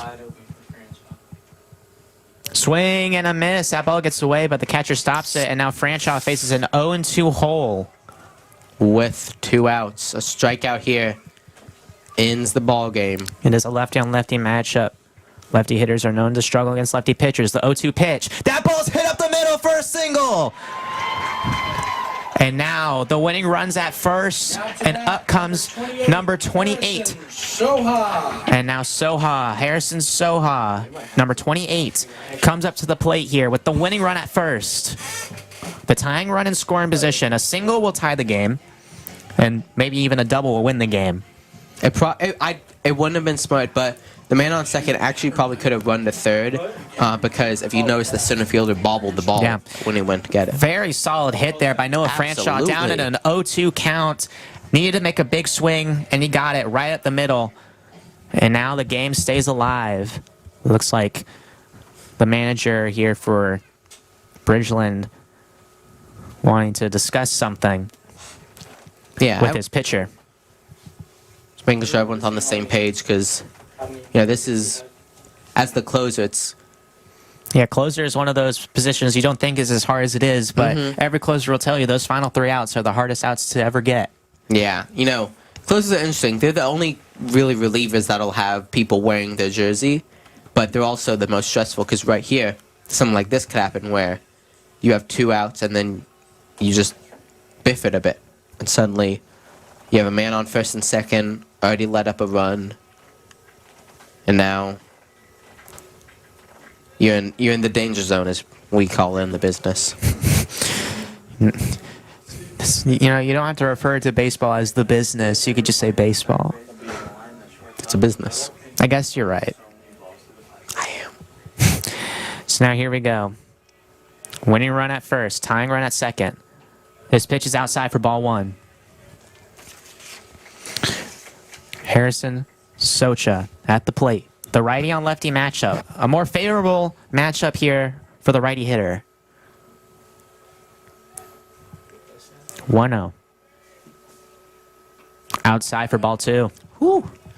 Both of these, if the catcher let it slip or didn't grab it, I think there'd be a man on third by now. Yes. These guys, both runners, prepared to advance if need be. Jake Burns, Zancy. 2-0, low, ball 3. Hasn't given him anything to hit. The tying run is at second, so a single will score him. See, I would say to swing and count, but the fact that any ground out or fly out or whatever is ball game. I don't know. That will be called for a strike on the inside, 3-1. Yeah, I think if I was him, I'd wait for, like, sit on a pitch, and if it's not it, especially here, wait and see if there's a ball or a pitch you like. Yep. 3-1. Called strike 2, so now a payoff pitch. As payoff as the payoff can get. This is the most payoff pitch you can get. You're right, Eli. Unless there was full, actually bases loaded, Yeah. but 3-2, 2 outs, 2 runners on. The pitch fouled off, and it will not stay in territory. That ball had enough air underneath it to where the third baseman could have caught it, but luckily it goes to the tennis courts. someone's got a concussion. Except there's no one on the tennis courts. Yeah. So, Good thing. Good thing they don't have to work on the weekends like usual. payoff 3-2 pitch. count. 2 outs. The pitch. Called strike 3, and that'll end the game. Bridgeland comes away with a very close 1-run victory. The final will be 6-5, Bridgeland. So thank you all so much for tuning into the stream. I'm John Kogan. I'm here with my partner, Eli Chabet. I want to thank our producer, Conrad Tam, our friend here, Jaden Tran, working the field cam. Thank you all so much for tuning in, and we will see you all next time.